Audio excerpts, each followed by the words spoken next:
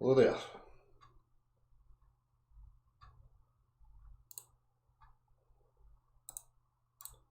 Bear with me a wee second.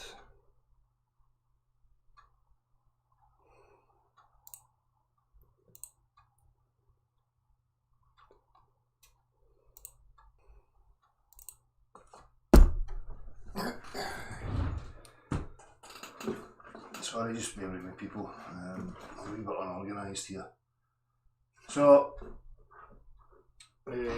Party Pack, Vinny had messaged me a while back saying that he had a couple of people who would be interested in having a chat, a wee conversation about this whole topic. So, this is why I'm on this evening.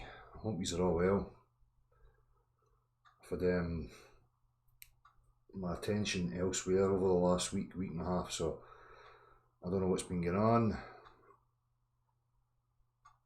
I'm not paying much attention to this YouTube's anymore, to be honest with you. I keep saying it to people, you know, the battles with your family, with the people you know, people in the street, the common man. No one here. This is just a circus on here now. Is it always a circus? So let me see here. Let me get this set up. I'll come to the chat box once I've got this done.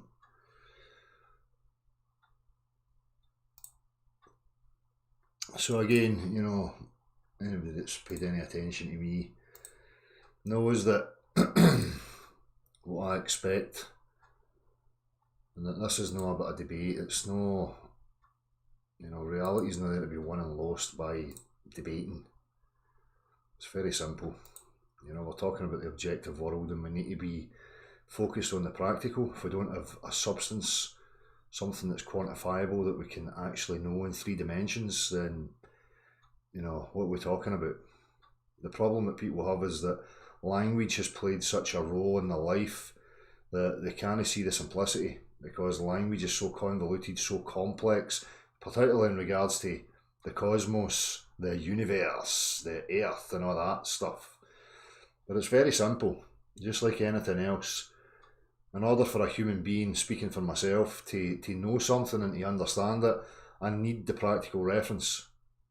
It's all very well, you know, mathematicians making models based on interpretations of intangible phenomena, you know, and trying to work storylines, but that's not what I'm interested in. That doesn't count for anything. What we need is practical references for anything that any human being is making, and I will not accept anything less. But this is the thing, you know, people go running to external sources. What's everybody else saying? What's that idol? What's that super intellect saying? Yada, yada, yada. Never mind all that. You should be grounded in your own being. You're the scientist. We're talking about reality.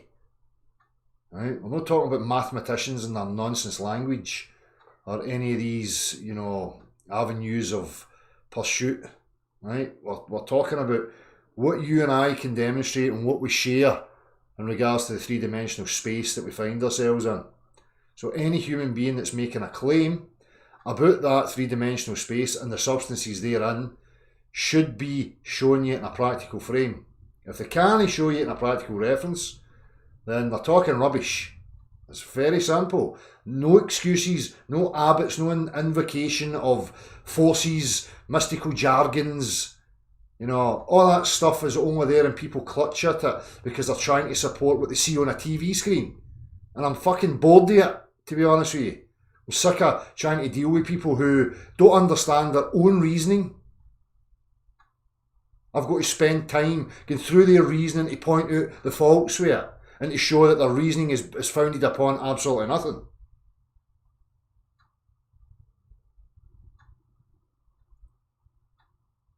So people are caught up in the image and they just constantly try and defend it because that's all I've ever known.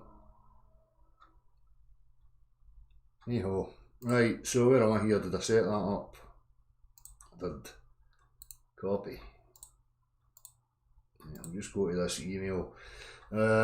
Guys, if you are watching, Vinny, I'm going to go to the email Dave, one of the guys' names is, and I'm just going to send you a link straight to Dave's email. You can just join me whenever you feel like it. So, as I say, my attention's been elsewhere recently. Get rid of this. But I'll be back this week. I shall be back.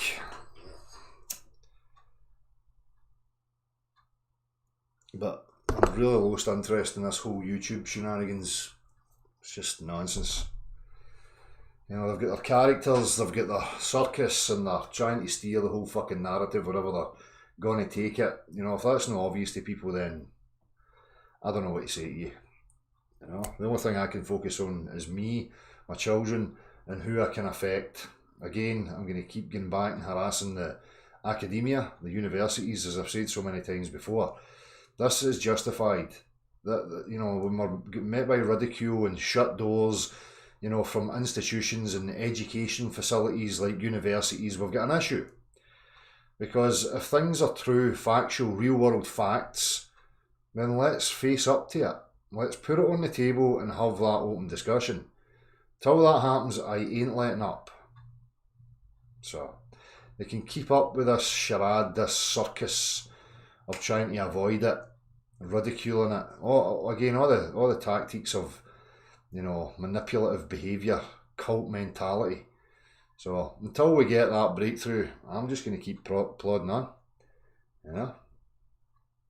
I think I'll be paying the BBC vicinity a wee visit this week.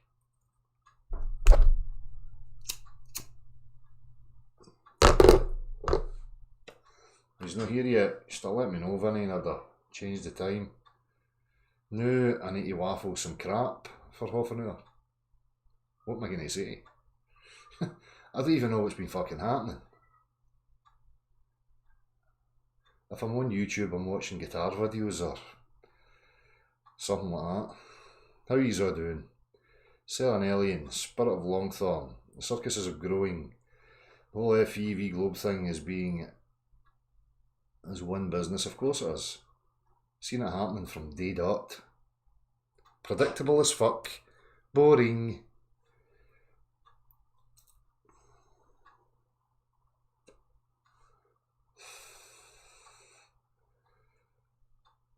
Boy, yes, the narrative has to be looked at with doubt, but the Earth not being a spinning globe cannot be hidden. This is it. Well, that's the whole point. You've got to think about where all this controlling is going, what they're trying to achieve with it. And what I see is keeping people in a victim type mindset, waiting for superior powers to reveal something to them. Stop being lazy. How you doing, Steve HV?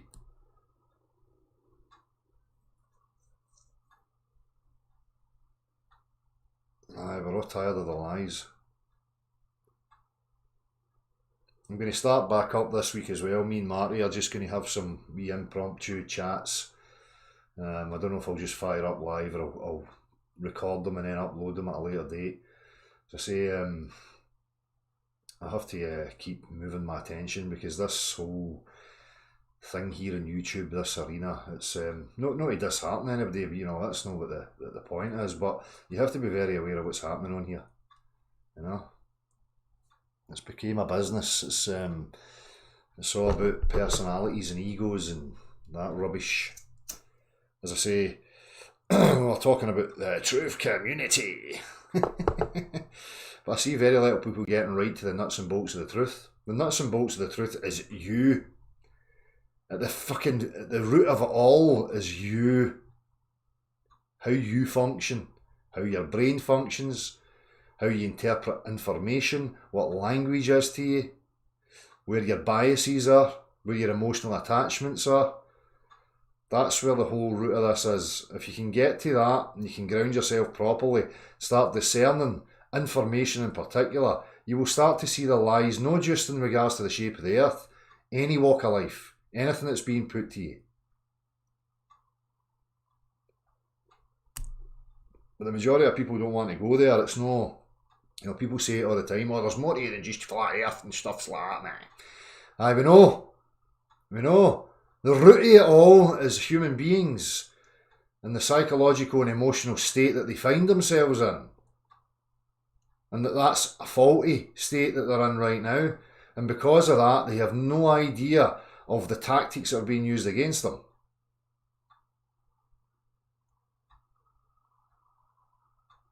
This whole system is an idea, it's a concept, it's a product.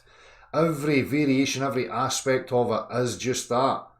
It's you, it's every individual that is buying into these things, making them relevant, making them important, pursuing them, setting up the whole shebang, the whole game for yourself. It's just a matter of shifting your attention and starting to say, well, let's play a different game. Let's get to the nuts and bolts. What do we really want as human beings here? What's the majority kind of consensus here? What is a real requirement? What do we need as an infrastructure? The necessities. What are we nurturing? Because this system right now nurtures nothing but narcissistic sociopathy. Alright? Egotistical, self-centred bollocks.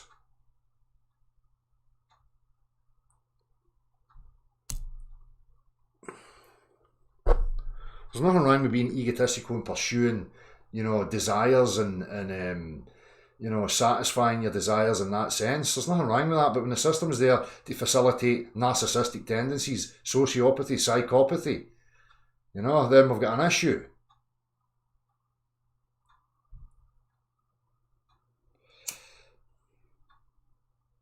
So, I've got a couple of wee things planned for this week. I'm going to start being more active on the homeschooling channel. What I'm going to start doing is, I spoke about it before, I want to just kind of go through a life story of myself, and maybe put this thing to use if it stays, YouTube's or whatever. I don't know how long we'll be in this situation for, but I would like to just have a wee documented aspect for my children as they grow up, so that at varying points in their life they can come back to that and they can hear my experiences and what I've got to say in regards to certain situations. So it's going to be from experiences from friends to relations of whatever. That's where my focus is going to be soon.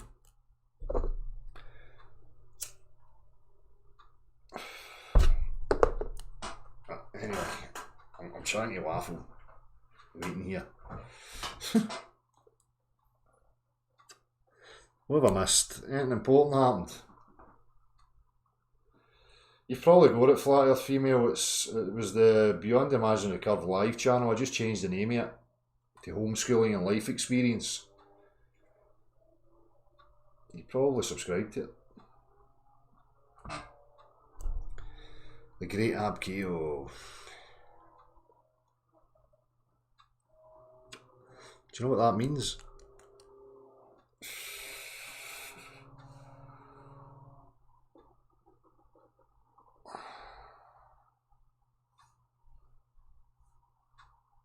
No, I've not heard of that, Max Mees. How you doing, Tony Dixon? Your unbelief.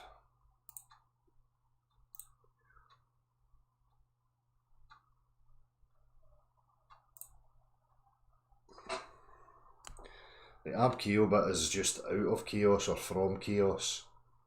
That's just what it means. How you doing, Gavin? Dave, how you doing?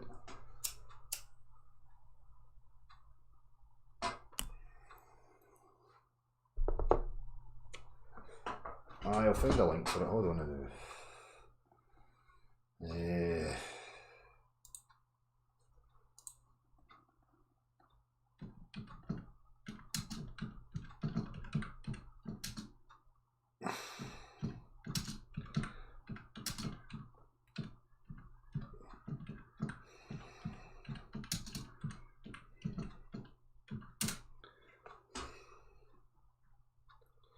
Oh, what a fucking surprise, it doesn't come up. Oh, what the fuck? It's probably buried in about the fucking 50th page or something. Oh, can't be bothered looking for it. I'll find it the next time I'm going live and I'll put it up.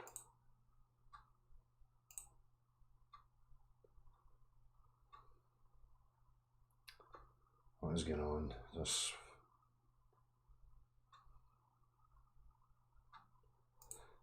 So as I say, I didn't have anything I wanted to say in particular. I'm just putting this on because of this wee arranged chat that was requested a few weeks ago.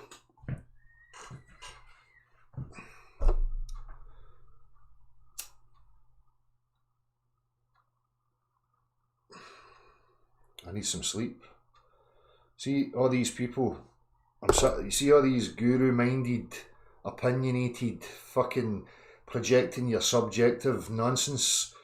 Now, what you've got to understand is that I've got a 6-year-old and I've got a 3-year-old, and for the last 6 years, you know, I mean, they're hard work, you know, they're up and down, erratic sleep patterns, in and out the bed. I don't think I've had a decent night's sleep in 6 years.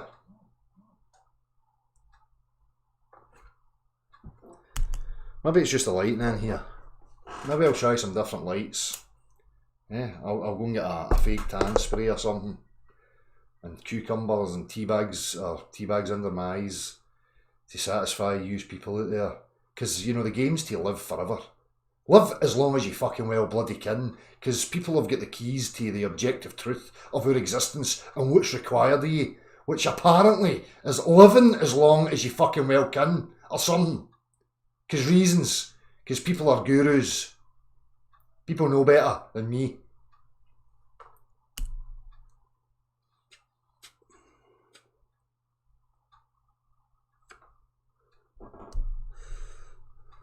Look at me, what? Look at yourself. What are you talking about?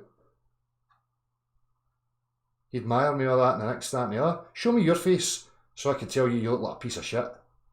Well, look at state you. This is what I'm talking about, human beings. See your subjective opinions, ram them right up your arse as far as you can get them until you're choking on them. This is what's wrong with the world, right? We've got a fucking system that's pumping out subjective opinions and trying to make them relevant. If you don't get an ounce of fucking intellect in there or what? See your subjectivity, it belongs to your subjectivity. It doesn't belong out here in the fucking open. Nobody's interested in it. Couldn't give a fuck. See, unless you've got a real world fact, something that advances my knowledge of my existence, you can fuck off with it. Oh, Mrs. or Mr. fucking Perfect. Ooh, look at her with purple hair. Look at the size of that fat bitch and that wee skinny cunt and that dwarf and that big tall fucking... People that talk like that have got a fucking delusions of grandeur. They think there's something fucking special, casting judgment upon the rest of the world. Catch yourself on. Again, oh, there's much more to this than just flat earth stuff in the shape of the earth. No, aye. People that spew subjective opinions are probably one of the worst. I cannot be fucked with people like that. Or these wee bitch. People always want to fucking talk the back half of people. Oh, what about that cunt and this cunt? Nah. Fuck off.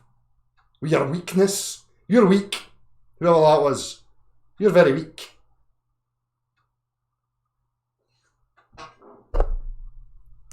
Is that your way of caring? Am I just getting it wrong? Sorry. Just try to show me you care. You care about me. Is that it?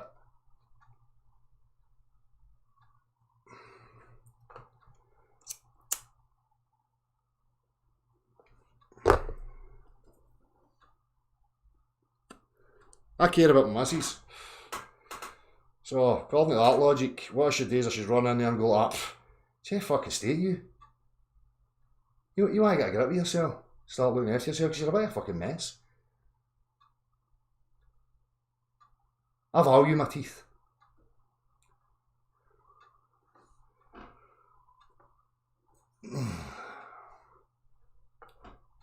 Small minds, they talk about people, I'm sick of it. It's the most fucking boring, cringe-worthy, weak crap ever. If all you think about's, you know, a pissing contest with yourself, constantly comparing yourself to everybody else, oh, I look better than them, I've got this belt, they've got bags under their eyes, I don't, I'm fucking better, I'm wonderful, I've got it going on. You don't have a clue where you are. You don't know why you're here. You don't know what life's about. You're just another bumbling, insecure, idiotic mess, desperately trying to grasp at certainty and taking any old trivial thing to try and give yourself more bias confirmation that you are indeed some sort of wind-swept, interesting super intellect that's got a grasp on life, when you really haven't.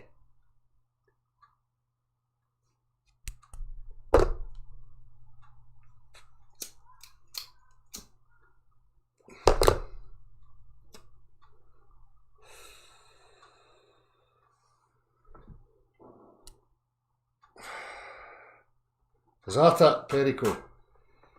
You want me to teach you how to speak to girls? I'll teach you how to speak to girls. But what I'm going to do is I'm going to use some of Kevin Bloody Wilson's superior intellect. Just cut right to the chase. Do you fuck on first dates? Yeah, that's how you speak to them. Does your dad own a brewery? Could I feel your tits, or would you show them to me? There you go. Away you go. Knock yourself out.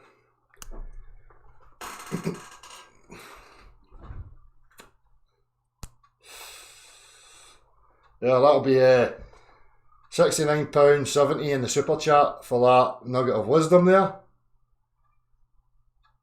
Get it clicked.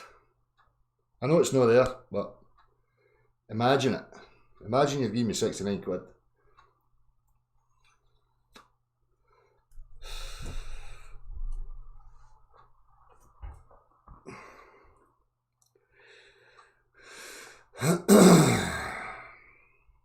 The level of mind brainwashing is.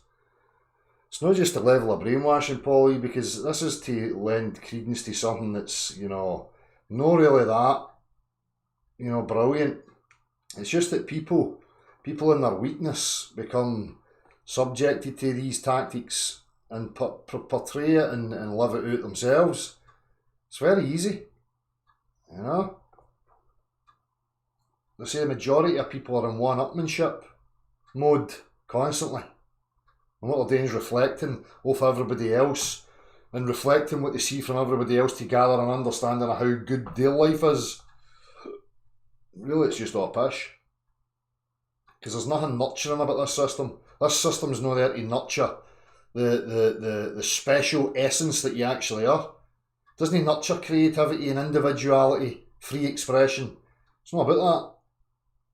It's about subduing that, subverting it.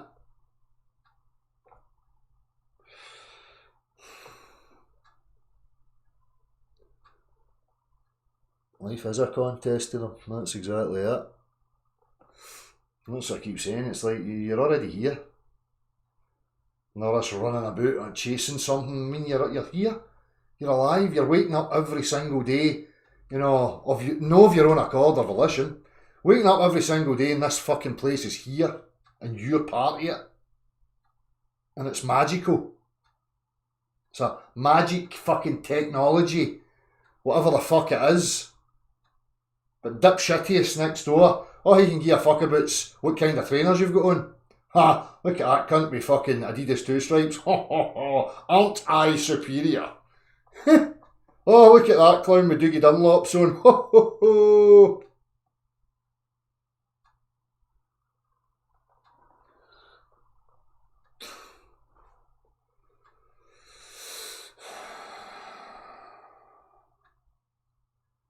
Harman Walker, beyond the magic curve, it seems to be an unusual about if traffic about the Antarctica. Have you noticed, and what is your opinion if you don't mind? Harman Walker, I'm trying to understand what that question is. It seems to be an unusual amount of traffic about Antarctica, maybe that's what you mean. Have I noticed? Nah. My Honda doesn't get me that far on a daily basis, to be honest with you. It's not as if I get stuck on the ring road Rune Antarctica with the fucking rush hour traffic. Nah, I can't say I've noticed, my man.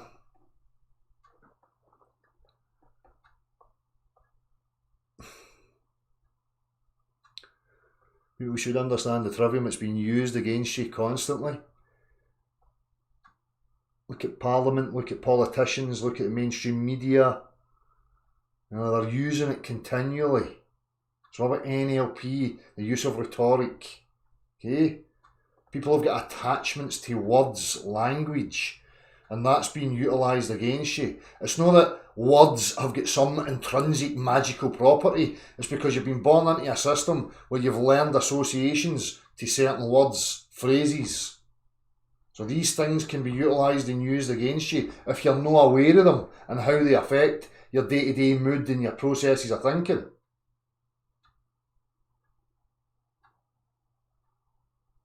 Steve HV covers some of the trivium stuff. I'm going to get back to it. You know, I wandered away from it.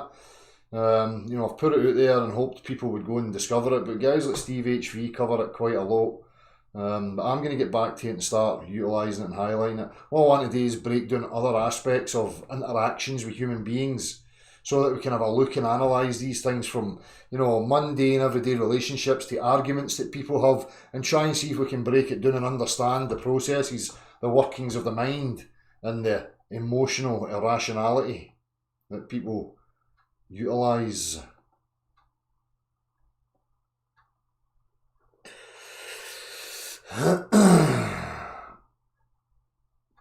He knows there's increased traffic at that area because the traffic update at rush hour tells you, fuck's sake, Celtic 67. And avoid the ring road by the penguins at Antarctica because some dipshit has got himself stuck in the snow and it's causing a tailback for 3,000 miles.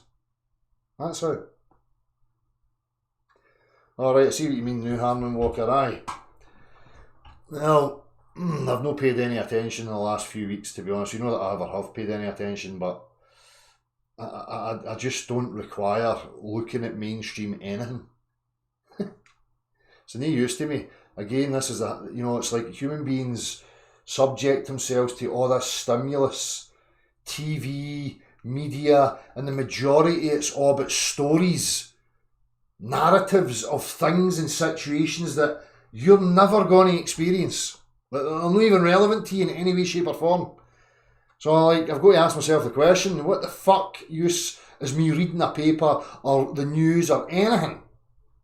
Unless I'm actively trying to read between the lines and, highlight some contradictions or whatever. But I'm bored of that.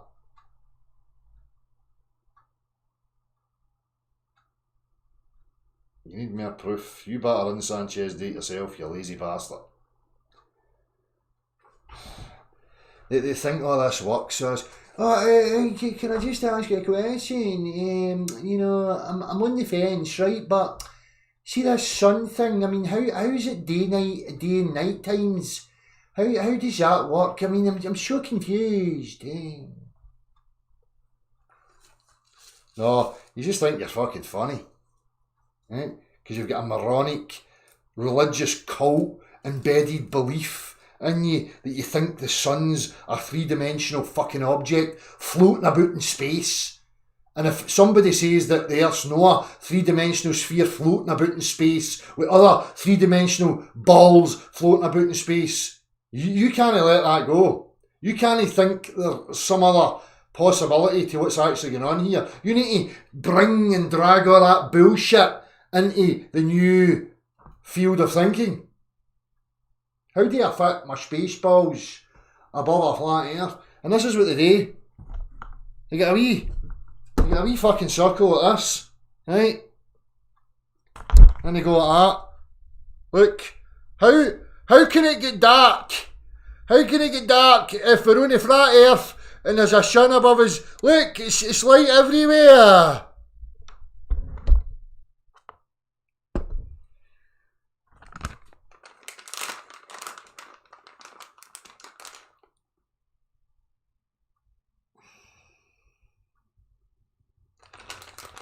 when you first go, this is what I'm talking about understanding the process of asking questions so that you can find the faulty reasoning behind people. Because first and foremost, you would ask them, if you're going on about the sun, what is the sun? Because obviously with these questions that people ask, they're coming with a preconceived assumption as to what the sun actually is, based on the cult teachings of a massive fireball, nuclear fusion thing in a vacuum. And you ask them, how do you know that? Can you show me the trip to the sun? Somebody take a sample of it. We've not got one of the wee probe things yet up there, fucking taking digs of the sun. Oh, there it comes back with a wee sample.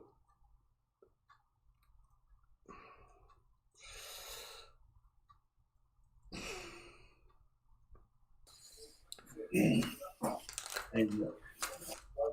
want to give me the earphones because they'll be behind, probably. Hello. Yeah. Where is this? See. We're on there. I know you can hear. It's full. There you go. Hello. Oh yeah, he's alright. Right. Yeah. Give me a wee second here just to finish my smoke and I'll share the screen so that people can see. He's wanting me to share the screen, he's alright with being seen. Aye, that's alright, that's no bother. No worries.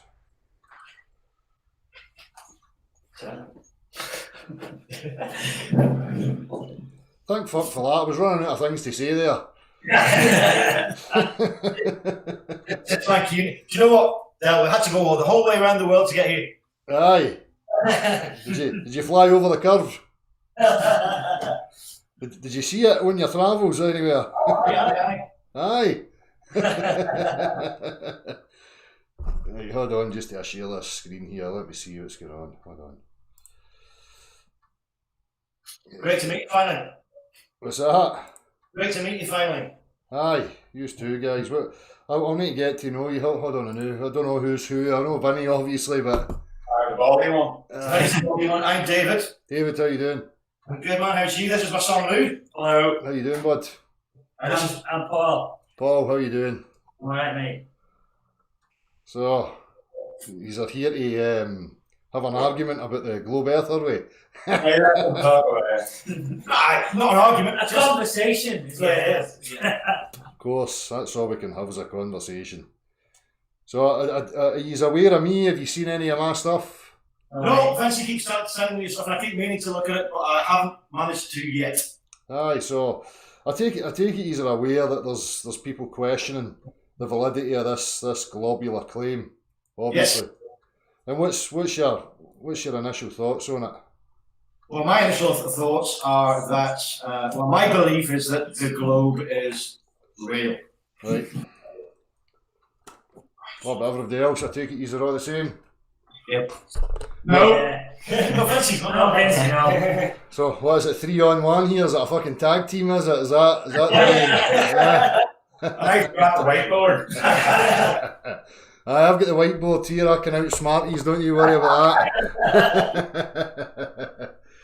that. So I mean, I do a lot of stuff where I go out in the street and I speak to Joe Blogs, Common Man, and I go a lot to the universities and I'm always asking people. So if you don't mind, I'll just start the exact same process with yourselves. And you obviously believe it's a globe. So if I asked you your reasoning behind that, what would you offer me? Well, the reason behind it is that now not just the response is going to be because that's what we were taught, right? And that's your expected response as well, all right? No. I've had many varying responses. Well, from my perspective, that's how I was taught. I was taught that the Earth was round. But in addition to that, my understanding of physics, right, supports that thesis. So, this is one of the things I like to get kind of first principles sorted out. When we're talking about physics, let's define what we mean by physics. So, are you saying you've got some sort of physicality or physical references to prove to yourself that the Earth's a globe? Or are you talking theoretical conceptual physics? So it's all theoretical perception. There are experiments which I have done and seen which support the theory, because it is a theory, right? Because let me be clear on this, right? Whether you believe in a non-globular Earth, right? Let's say, or whether you believe in a globular Earth, or whether you believe in God or don't believe in God, all those kind of things, right? The first thing that I would come from is that it's whatever it is, it's a belief position. Yours is, mine is. Well, Yeah. I always try and eradicate beliefs. I consider myself a realist. I can only base my knowing or anything. You know, when we're talking about these things, obviously you know the difference between subjective and objective. Of course. Like, so for anything that's objective for me has to be in the realms of practicality. There has to be like a reference, three-dimensional, tangible reference for it. Would you accept that? Yes. So that's what physics is about for me. It's about actual stuff. Okay. So any claims that are being made, there must come back to some practical reference. But there's also a difference. But you know, when we're talking about the sciences, it's broken into subdivisions. So you've got the natural sciences, you've got the formal sciences, and the social sciences. You aware of these? So you know the difference between a formal science and a natural science. What science? Formal science. Formal science, like language, logic, mathematics, are part of Yeah. These are part of the formal sciences because they're language based. Okay. But where I go is reality's first and foremost. So that's what I mean by practical. So any man that makes a claim to me about the world I'm living in, they must have the practical reference. So we have to understand the difference between that and interpretations of visible things or things that we don't fully understand. Do you accept that? Yes, I accept that to a certain extent. Yeah, but I get your point, yeah. Aye, so for an example, what I'll always say, you know, a lot of the globular belief will say the references are constantly about the sky. It's always what's going on up here, yada yada. Well, these things are intangible. They're two-dimensional, visible phenomena. They can't be quantified because we can't get them in 3 dimensions. They're also a red herring because they don't give reference to the shape of the earth that we're standing on. It's like if I asked you guys to measure the dimensions of the floor in that kitchen right now, but the only thing I want you to do is to look at the light bulb. Yeah. That's crazy. Okay, get your point, yeah. Right. Look at the sky to measure what you're standing on. Yeah. So we're looking for direct measurement, quantification of substance in the claims that are being made. That's it for me. Now, when I apply that to the globular earth, there's nothing. There's absolutely nothing. All I get's, you know, just so stories, you know, 2,000 years ago, such and such said so. Oh, the moon's round, the sun's round, the planets are round, yada yada. There's nothing that's quantifiable about curvature. There's no demonstrations of bodies of water being able to convex or support shear stress. There's no demonstrations of opposing pressure systems being, you know, side by side without some sort of membrane between them. These things that the globular earth are coming with don't stand up to practical reference or, you know, practical reality. Well, I mean, where your problem lies with that, where a globular believer's problem lies with that is scale. So I can't show you how, for example, I mean, one of the main things that I've argued with Vinci about, right, is the concept of gravity, right? Okay, so I can show you an experiment that shows how gravity works and how space-time. Well, if you allow me just to interject when you're saying some of these things, because the way in which objects fall again, it's nothing to do with establishing the shape of the earth. And when I hear this, you know, it's about scale, that's just another religious excuse for me. It's like, well, I can't show you God because God's too much for your brain to take. But trust me, my equations can prove his existence. That's not good enough for me. So when we say scale, you know, talking about scale, things should be scalable. So I can scale it up, I can scale it down in a practical fashion. So like, can you take a rock, can you cover it in water? Can you pressurize it and stick it inside a vacuum? No. Right, so it's no reality for me then. Well, the reason for that is that in order for, right, first of all, you're talking about the pressure versus no pressure system, and one exists next to the other without having a roof on it, effectively, yeah? Yeah. Now, the argument to that, and it is a theoretical argument, I'll give you that, right? Because it can't be displayed because of sheer scale, because a rock of that size, right? It doesn't have enough mass in order to be able to hold an amount of water on it. It's scared. So, for example, So we're not talking about something objective then, we're just talking about a theoretical imagination, because again, if it's not got a practical reference, it's like, you know, unicorns are real but I can't show you them. Because they're massive and we're too small to know them. I mean, yeah, I could give me a bedroom sheet and a bowling ball. I could certainly show you gravity. show me what, sorry? Give me a bedroom sheet and a bowling ball, and then a tennis ball. I could certainly show you gravity. But I've seen, listen, you know, this is, and I don't mean to be rude, but I've seen all this stuff, I've dug deep into it. Now, what you're talking about is the Einsteinian theory of gravity, where it's the warping and bending of space-time. But Right. space-time's not a substance, it's not a thing. So what they use is lycra sheets to represent an imaginary story. That's, you know, it's totally illogical. All right, let me ask you a question then, yeah? Right. Okay, so now what you said to me there is I've got this Einsteinian theory. You're absolutely right in your understanding of my understanding of gravity, right? Mm-hmm. You know, we've talked about, Vinci and I have talked about pushing and pulling forces and all that kind of thing. I don't believe that gravity is a force. Gravity is a consequence, right, of mass, right? And exactly as you said there, Del, it's a consequence of the bend, the Einsteinian theory of the bend in space, right? Okay, and you've seen, you said yourself before, you've seen that kind of sheet argument there, and you throw a ball around it and all that kind of stuff, right? And that the sheet is space-time. What you just said to me there, though, now is that space-time's not a thing, right? Well, it's not. Can you show me space-time? Can you show me that it's not a thing? No, because that's the burden of proof works on the claim. So if somebody claims to me space-time is some sort of fabric or some sort of substance, the duty and the burden is on the person making that claim. Space-time's not a fabric, it's not a substance, it can't be quantified. It's just an imaginative story to try and, you know, describe the way in which objects fall. It's not a direct measurement of anything. Yeah, okay. So it's the theoretical explanation for why this, as we believe, happens, right?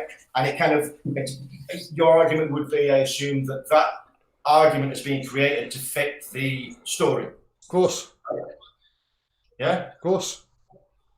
Okay. Because they show you it planar, they'll show you it on a flat sheet, and then they'll put a ball in it where the sheet dips in. Yeah. But when you're talking about a sphere, they're telling you that this happens to the central point of the sphere in every given direction. Right. So where I can get on board with it is if they're talking about the Earth or the sphere would be submerged in some sort of substance, and that substance flows inwards to a central point, like, you know, water or something. Aye. But they show you it two-dimensionally, they show you it in a flat plane. Right? If you try and look at the artistic drawings of three-dimensional space-time, it's a mess. It doesn't work. Yeah. So they've got to keep adding other stuff on. But for me, it's a waste of time because I can just sum it up by, it's not a thing. It's a mathematical concept that's got no relation to reality. Because, you know, can you measure some space-time for me? Have you got some in a jar? What are we talking about here? Yeah, no, you're absolutely right. It is a theoretical concept, and it's the nearest I can get to showing you physically what gravity is, or what I believe that gravity is, right? And then obviously that then leads me to, you know, you've talked about how can a spherical body hold water because water flows, right? And therefore, why is water? You know, if I poured water on a tennis ball, it would fall off the end of the tennis ball. Yeah, well, that's the difference, because that substance of water, I can quantify it and I can know its characteristics and its behaviours, what's possible, what's not possible. Now, I know through practical demonstration that I can show you, you can repeat it yourself. Real science, now they're going to tell you that it behaves contrary to that based on an image on a screen. So, I can't just ignore my reality because this image, and they're just telling me that's the way it is. So, Dad, I'm new to this, right, mate? So part of my naivety and part of like, I absolutely don't want to cause offence, right? So I've just got a few questions here. So you're asking about, and sorry, it's Paul, by the way. Sorry, Paul. So you're talking about objective facts here, right? And what's observable, and show me. For example, when you said show me space time in a jar, yeah.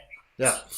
So if we're talking about, you know, if we're talking about a flat Earth here, right? Mm-hmm. And I mean, so we know we can send stuff upwards, don't we? We know we can send rockets up into space, yeah? Yep. We know Well, I don't know about space, but we can send stuff up. Aye.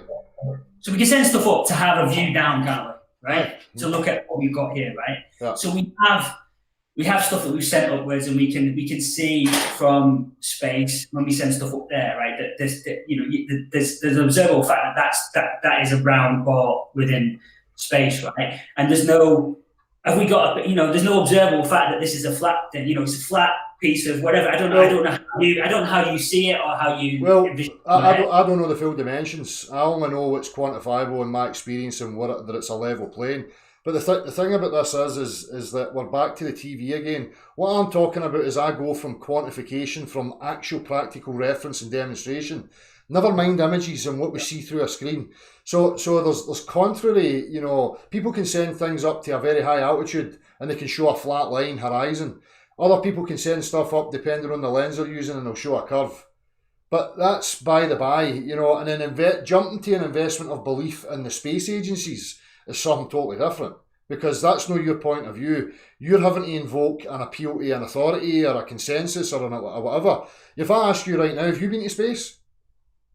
No. Right, so you invest, you pretty much get an investment in belief in what you see on the telly.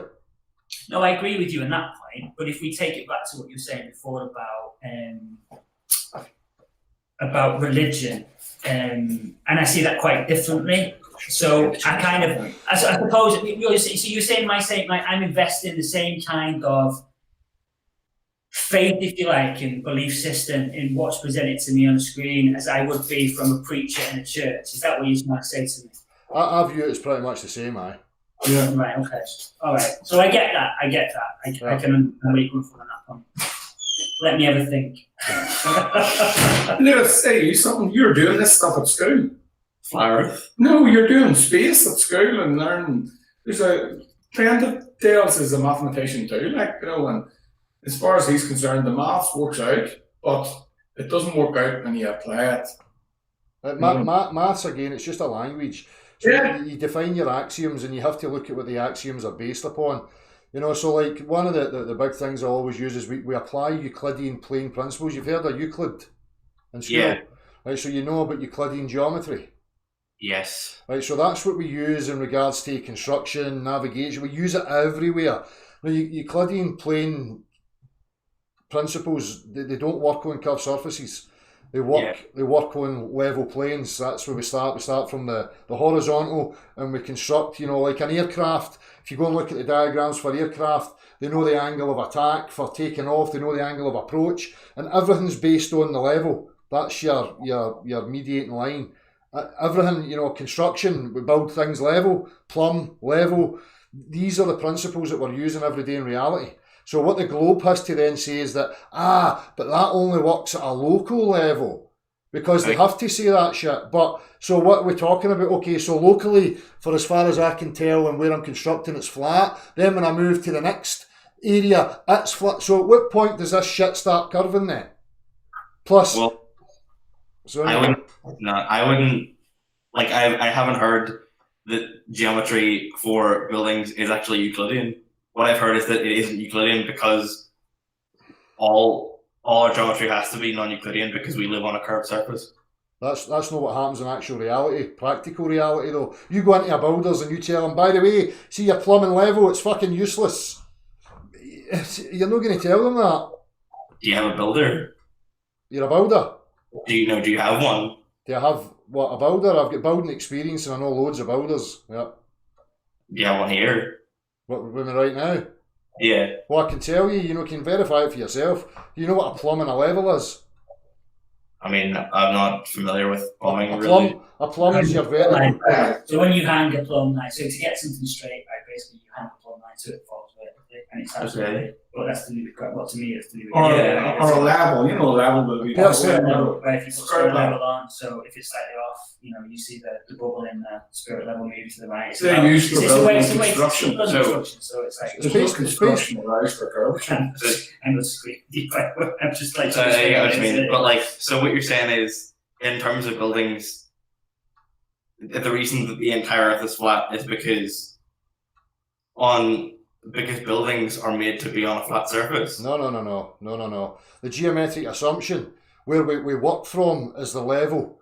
That's where we're applying. So that goes across the whole board. If you're 10 miles away from me and you're going to engineer and we're going to engineer a bridge to meet each other, we're going to use, Euclidean principles. Things have to be built plumb and level so that we can meet each other in the middle. And if you're building over water, you've got your perfect datum line because water's always giving you the perfect horizontal because that's just the nature. No, because of the distances you're talking about. Because on the size of something like the Earth, then it is that distance is flat. Do you know what I mean? Because of the distance you travel far enough to absorb that curve. That's the point I was making. This is the what we always hear. So here we go. This is now the burden's on you. So you're going to start invoking that it's an unspecified scale. So you tell me exactly at what point I can discern or measure the curvature over a body of water. Then I don't know the answer to that. Nobody does because it's not real.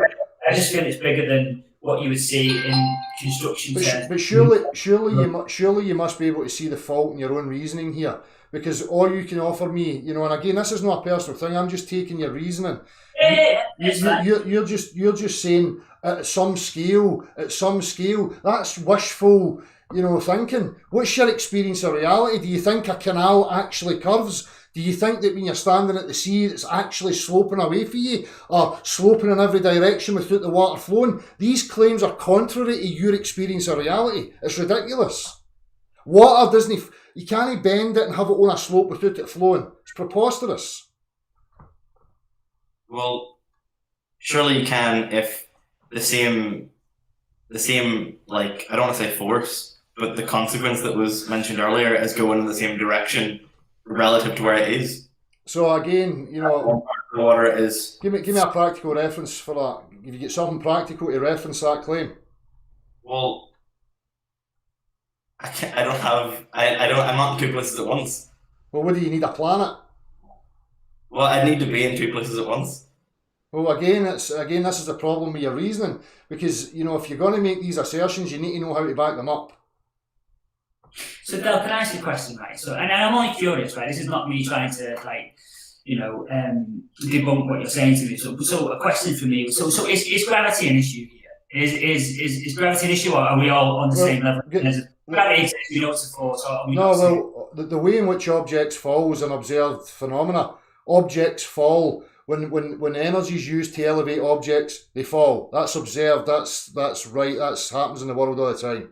But what I have a problem with is the mechanisms of this invoking of this force or this consequence, and its mechanisms and how it affects things and what it's being utilised for. So the way in which an objects fall, we can measure, we can test, we know that. But again, I'm going to ask you, the way in which objects fall, how does it define the shape of the Earth?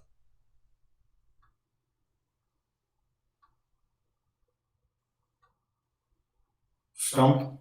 No, it's just no. It's fair enough question, right? So I'm not pretending to be an expert. I'm going from what I know, what I've learned, okay? And your question, what you've learned, and that's fine. And your question, what have you experienced? No, and that's fine. I understand that. I get where you're coming from, right? So to me, and I'm thinking this through now, so I'm thinking about right. So you talked a minute ago about the energy that's given something to rise up and then falls of its own. But are we talking about gravity or not? Well, you can call it gravity. You can call the effect of an object falling in the way in which it falls. You can call it's an observable thing. We can all see that. But you can call that gravity if you want. I just call it falling.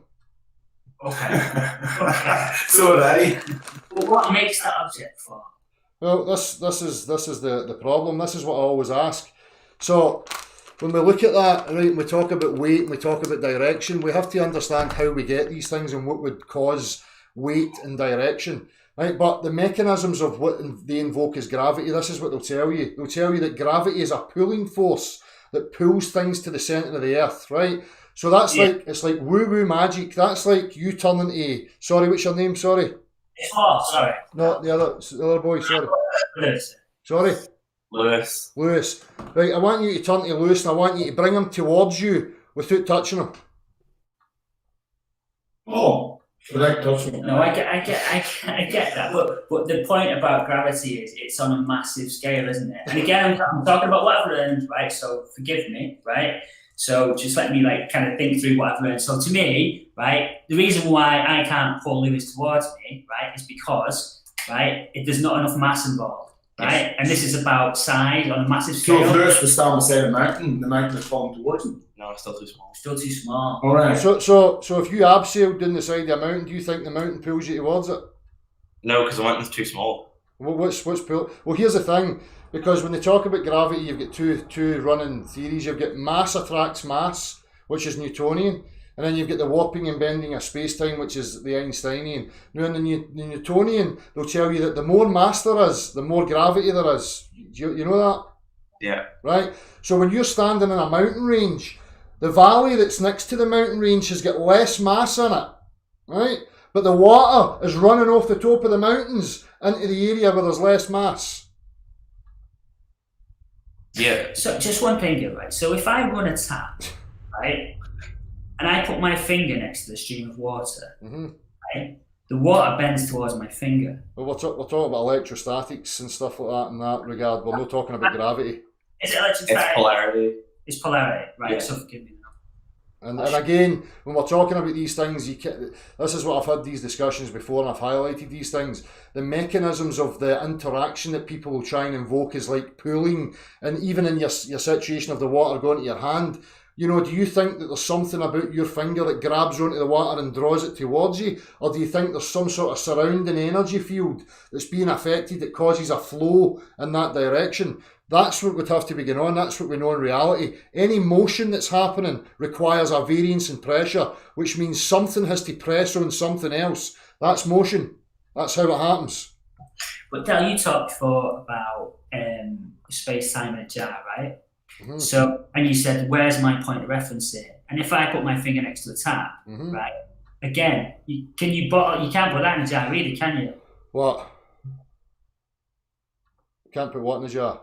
Whatever's pulling the water. Whatever's pulling the water towards my finger. No, all we can do is observe the phenomena, and then people will come up with all sorts of ad hoc nonsense to try and explain what's going on.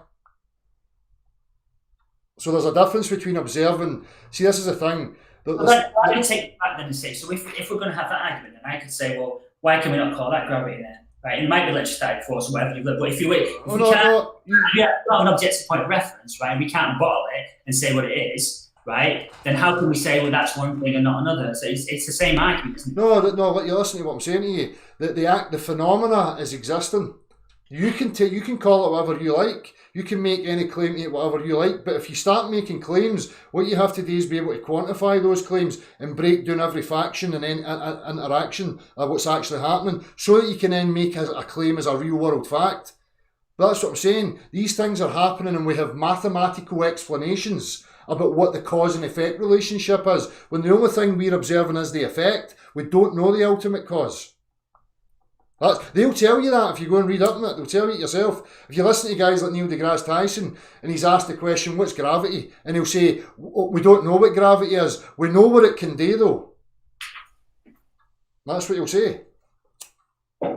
So it's just a name for whatever causes the effect of things falling down. Mm-hmm. Okay. Yeah. But again, we could spend hours talking about objects falling and, mythical gravities and whatever else, but I ask the question, objects falling, the way in which they fall, how does it define the shape of the Earth? So Del, right, and so what keeps the moon and the sun and the stars, right? Well, we'll just take the moon for example, right? So what keeps the moon at the relative distance it is, and the same? What? I mean, and again, you probably I'm probably so new to this. You're like, I'm sick of explaining this rubbish. Well, right? well, no, I've heard it all before, and it's understandable. But right, before we get to that, I'm going to ask you, what is the sun and the moon? What? What is the sun and the moon? What is it? What are they? Well, the moon is the big circle thing in the sky. No, what is it? What do you mean? What is it? So listen, this is what I said earlier about. I'll try and help you to understand. Right, there's two geometries at play, right, and you'll understand this when I explain it to you. There's visible geometry and there's tangible geometry. So tangible geometry is the space in which you and I can move in 3 dimensions, right? Okay. Your vision is 2-dimensional. It's a different geometry. The reason it's a different geometry is because your eyes are oblate spheres. Okay, so if you go into the street, and you understand this, when you look down the street, the lamp posts, the fence posts get smaller and smaller and smaller and smaller as they disappear into the limit of your vision. Okay, so if you only had your vision, you would think everywhere you look things get smaller and smaller and smaller and smaller, right? Because that's just vision. That's the geometry of vision. Now, three-dimensionally, you can move to these things and you can move around them and you can quantify them so that you know the lampposts are all the same size. Although when I'm looking at them, the geometry of my vision, that's not what they appear like. They appear to get smaller with distance. So when we only have visible representations and we're not getting to them in 3 dimensions, I'm asking you the question, how did you quantify them? How do you know what they actually are? So what you're saying is we can't know what the moon is because we can't walk on it. Exactly, you can't get to it in 3 dimensions. And what you're saying is, Have you been to the moon? Have you been to the sun? you have what's on the moon, but you're disputing that in terms of, well, you've only seen that through a television screen. Well, see the moon, right? I'm going to screen share with you, right? I take it you believe in the moon landing. Yes. I do, yeah. Right, let me just get some stuff up here. I'm just going to show you some things. Right, hold on. Just in case the people in the chat, like these guys have never, ever seen anything to do with FE before. No. This is the first delve into this ever. You know, so if ever, you know, anybody, you know, saying ballers of this and ballers of that, these guys don't get online and argue this, that, and the other. These guys have never ever heard of this before until I spoke to them. And Paul only knew there on his way home from England what David had told him. I don't know. Just right, I know. I've seen a little bit, but not much. You know, Lewis is 18, he's seen a little bit, but sure, as he said earlier, he didn't know what plumbing level was. You know, so what are they getting taught in the school? You know, just believe this is what we have told you. Well, plumbing's not what I'm studying. I know, but you should know what it is. Right, How are you going to set your table up? right, You can't. guys, can you see my screen? Here's the moon landing. Can you see the screen? It's a bit small. But Yes, I'm coming back now. can you make it out? Is there a way for you to make it bigger now? Hang on, how the fuck do I make this bigger again? Hold on, bear with me. Can you see it, Chuck? I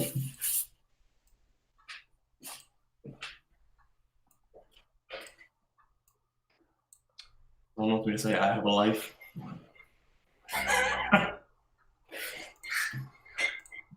Right, can you see that? That's better. Yeah. Right, so you know that we always see the same face of the moon. Yes. Yes. So you can see here where they're telling you they've landed. Okay. Right, so we always see the same face of the moon. Yeah. Yeah. Right, so that means if you're standing at any of these points on the moon, Yeah. right, I would be looking at this picture. I'd be looking at the top of your head. Do you understand? So if you're If you're standing on that face with your feet planted on it, and the way we're looking at Ami's right now, Oh, yeah, sorry. you'll be looking at the top of people's heads, okay? Yeah. Right. This is the images that they show you. Can you see this? Yes. Right, so these are the images they show you of them on the moon looking at Earth. Right. Why have we got a horizon of the moon in any of the pictures? The Earth should be above your head at all times, because the face of the moon is always the same facing the globular Earth, which means you should have to look up at the Earth regardless of where it is. Well, just because they landed there didn't mean they were walking to the top. The dark side of the moon could be directly behind them when they've got a camera on. But yeah, this is where they're telling you. They told you this is where they landed. The face. Common sense. Yeah, they might have landed there. This is the places they say they landed. This is the face of the moon that faces us. Yep. Right? Yep. This is their pictures. This is their images. Why have you got a horizon? Why is there a horizon of the moon in any of the pictures? Well, there could be a lot of different explanations for it. They could either be that just because they landed there didn't mean they took the pictures from there. Either that or it was drones. Well, That's not what I was making. What? The point that I was making is that if you landed, you're saying that's the surface of the moon you see, right? Yeah, you landed on there, right? Yes. So we say that you're stood, and to see the Earth, right, Like you'd have to go like that. Yeah.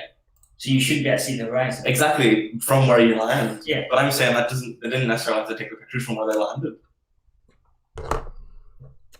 but that's what they're showing you. They're showing you pictures of where they landed on the moon, and then No, I know. But Yeah, what I'm saying is like, you're to me, what explaining- he's saying is like, you shouldn't be able to see the horizon because you haven't looked up. I get what you mean. So you have to put the camera up like that to Yeah, take yeah. a picture. What I'm saying is, they like who said they took a picture from exactly the exact spot where they landed? That's what. Wherever you landed, in Dell's argument is, you would have to look up to see the Earth. You would have to. That's what he's saying. Well, not if you're on top of it, like from the picture. But they're not saying they landed there. And if you landed on the Earth, because you see the moon there, right? Uh-huh. If you landed there, right, and your feet are planted up there, right? Yeah. And to see the Earth behind you, you have to do that. So you can't see the horizon, is what he's saying. You never No, I get to get see it. the horizon. From where you landed. Because you always have to look up. Well, not if you're on if you go In reality, wherever you landed, you would still get to see the horizon of the Earth, the moon, right? To me and you would still be able to see the horizon of the moon to look at the Earth. Regardless, you'd always get to see the horizon. Okay. So again, About where you land, right? It's got nothing to do where you land. play with it yourself. Play with it like an apple and an orange or something, and you'll see what I'm talking about. You know. I know what you mean, though. Right. Right? I don't say agree with you, but I know So what you mean. if you land there, there's like it still goes out like that. So if you land there, the Earth's there, but it still goes like this. That makes sense. It's not round. You know what I mean? That's the reason why you can still see the horizon. Exactly. Yeah. Okay. I mean, we know, right? We agree now, but no. So this is the problem, right? Because what we're doing now is we're discussing something. We're discussing something from an institution now that you and I don't have access to. It's no our thing. We're human beings, and what we're talking about is reasoning with each other.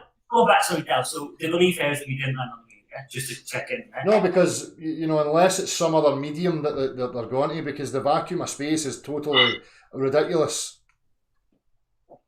Yes, it is. Space isn't a vacuum. See, David's just back. He says space isn't a vacuum anyway. So No, that's what they tell you. They tell you it's a vacuum. Did they tell you it's a vacuum, Dad? Where's he waiting on? He's coming now. He just had to pop out. Well, I don't think they do tell you it's a vacuum. Otherwise, you wouldn't have it. What are you talking? What do you mean? So guys, I don't want it to, because again, obviously I've done this a lot, and I don't mean to be rude about it, but we're talking about an institution and what they present to us on the TV screen as compared to direct, quantifiable, practical reality. So that there's no argument, there's no competition over practical, demonstrable reality in regards to what these institutions are showing me on the TV. It doesn't even compare slightly.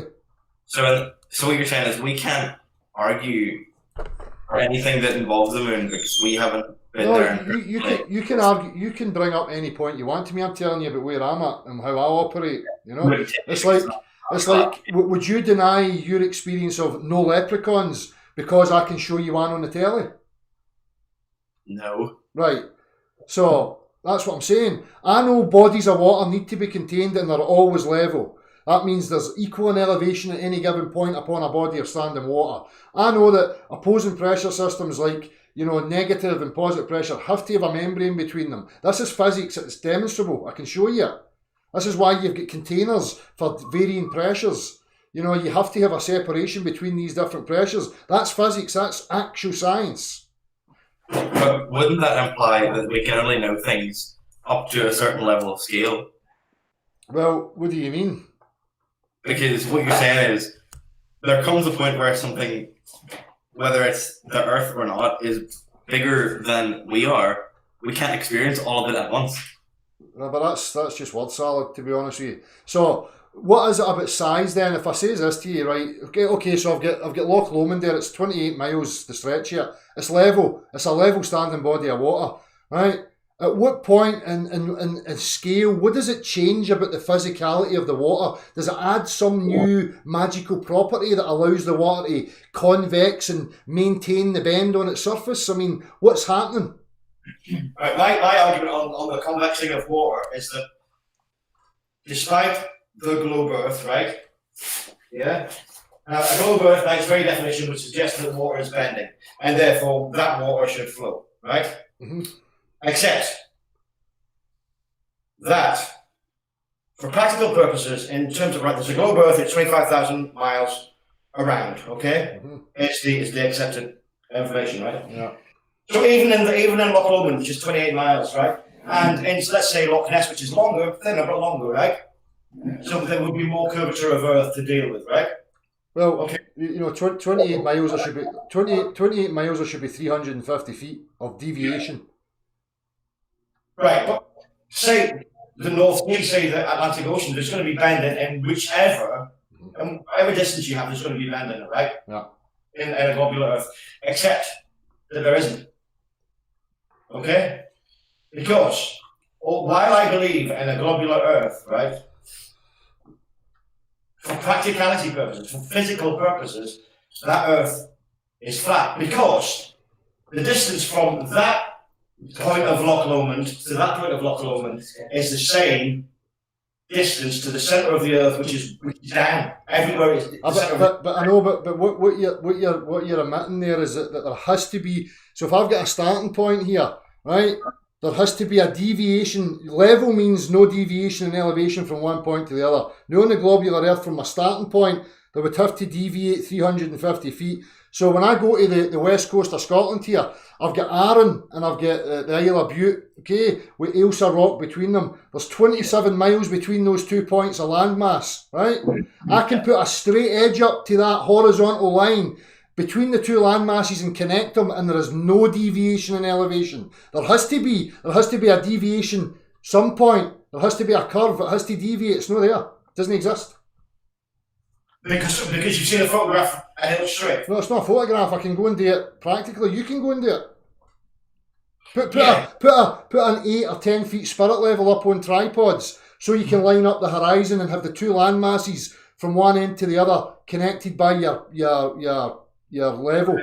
Yeah, Right? I mean, what you're doing there is first of all, you're comparing an 8-foot plane, right, which your spirit level gives you, to a 28 mile land mass, which is X amount of distance away. But the point is, to all intents and purposes, the thing is flat, right? It's not flat as you see it, but it's flat because the distance, right? The distance from point A to the bottom of Loch Lomond, or from Ailsa Craig, or whatever it happens to be, right, to Edinburgh, if you want, right? Assuming that they're on the same sea level, let's say, right? Sea level. How can you have sea level on a bar? Right? What does level mean? What does the word level mean to you? Even. Right, so no deviation in elevation from any given point.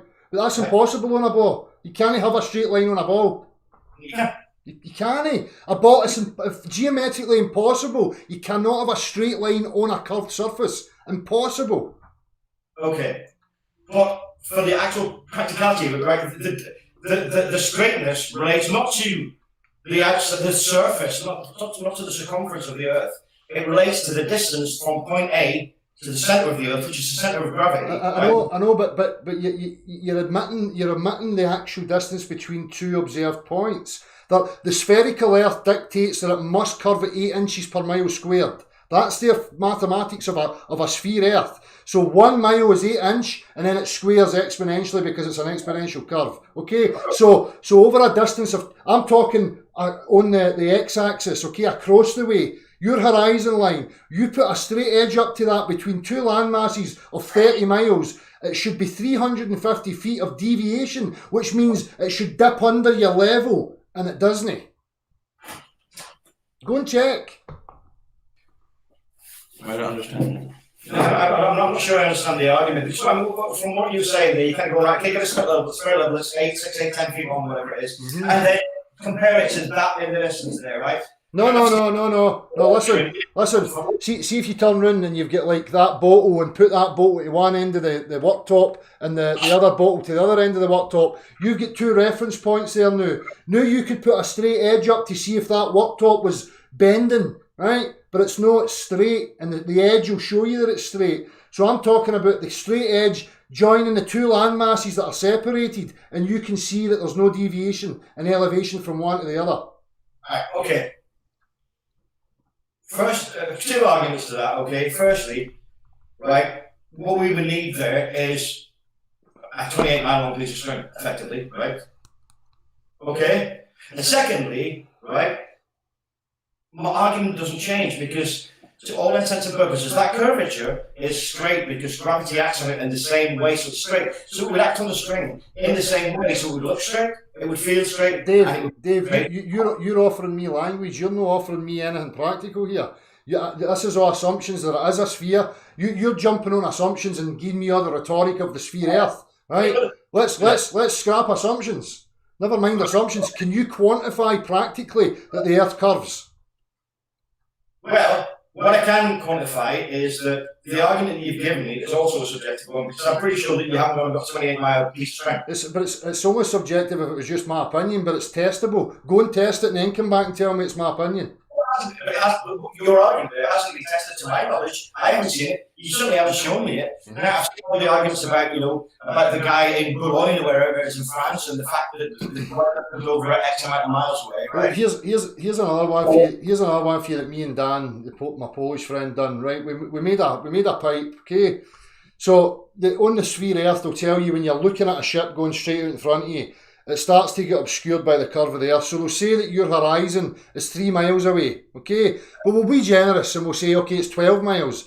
So what they're telling you is that straight out in front of you, the Earth's curving down like this, okay? Now what I was saying to you, if you use an equilateral triangle, if you're seeing curve going that way, an observer at point B who can see you and that ship should be able to discern the curvature. But here's another one. We made a pipe, okay? So we're at sea level. We leveled the pipe with the camera on it so that we had the horizon going through the centre of the pipe, right? Yep. Now, geometrically on a sphere, it's impossible that if they're telling me it's starting to curve there, as that elevate up the way, that line, that straight line should never rise with me and intersect the centre of my pipe, but it does. So that's a product of perspective, and geometrically on a sphere it's impossible, because if you stand at a hill and the hill slopes downwards and you elevate up, you need to look down the slope. You don't look straight out in front of you to see the slope. Okay. Just scale again. But you keep saying scale, but there's a definite mathematical formula: 8 inches per mile squared. That's their formula. Go and check it out. I know, I accept that, yeah. That doesn't mean that it's on a hill that you can find anywhere. You have to look straight to see what's. No, what I'm using the principle, the geometry of curves and spheres, right? Now, if I'm at sea level and they're telling me at 3 miles or 12 miles, the ship's starting to be obscured by the curve going down the way like this, right? That means that has to remain fixed at that elevation, okay? As I raise up, I would have to look down at that point where my horizon is. But I don't, as I raise up and stay level, it keeps rising with me as I go up. That's because the horizon's further, because it's a sphere. You couldn't get high enough, right? I know, but geometrically, it's impossible. That's why I'm saying about using a hill as an example. If you've got a slope going down, right? If you've got a slope going down the way as you elevate up, that slope doesn't rise up with you. You have to look down at it. You have to angle downwards. But here's the thing, Dale, right? Is that that man who's moving up a hill and the horizon's moving, and therefore your horizon should maintain where it is, right? You're kind of going, here's this guy, right? Here's my arm, right? There's this guy that's looking at the horizon, okay, through his tube, right? Okay, and the height of gets, right? You think that he's standing straight, but it's going like that, isn't he? Because it's No, because we're using levels. We're making sure everything remains level. Right, so this is what I'm going to show you. I'm going to use the whiteboard because it's scientific and all that stuff. Very small. Apparently. So, right, here's a horizon line, right? We'll just imagine that's a straight line, right? So they'll say to you, look, right, there's the mast of a wee ship, right? Yeah. The rest of it's went down the curve of the Earth. So you're looking at this is in your eye level here, right? Now that has to remain fixed because it's a fixed geometry. It has to continually slope down away from you, right? Now as you rise up from that point, this line cannot rise up with you. It has to remain fixed and you look down at it. Right, but that's not the horizon anymore. I know. But their definition of the horizon is where the Earth is curving. So that's why you're saying look at that line there, which has got half a ship obscured and half a ship visible, right? Mm-hmm. And you move uphill, and therefore you should see. And And then you're referring to that as still being the horizon, even though you move up. That isn't the horizon. The horizon moves every step you take backwards or upwards. That horizon point changes. No, listen. It's a fixed geometry. It's a ball, right? It's a ball, right? Yep. So if I'm at the top of the ball, right? You get a whiteboard. No, but I've got this paper, right? I fucking meant to bring the whiteboard too. I only did to get it. Just while he's looking for the whiteboard, right? Just another question. Right, look. Okay. So if so we're talking about a flat Earth here, right?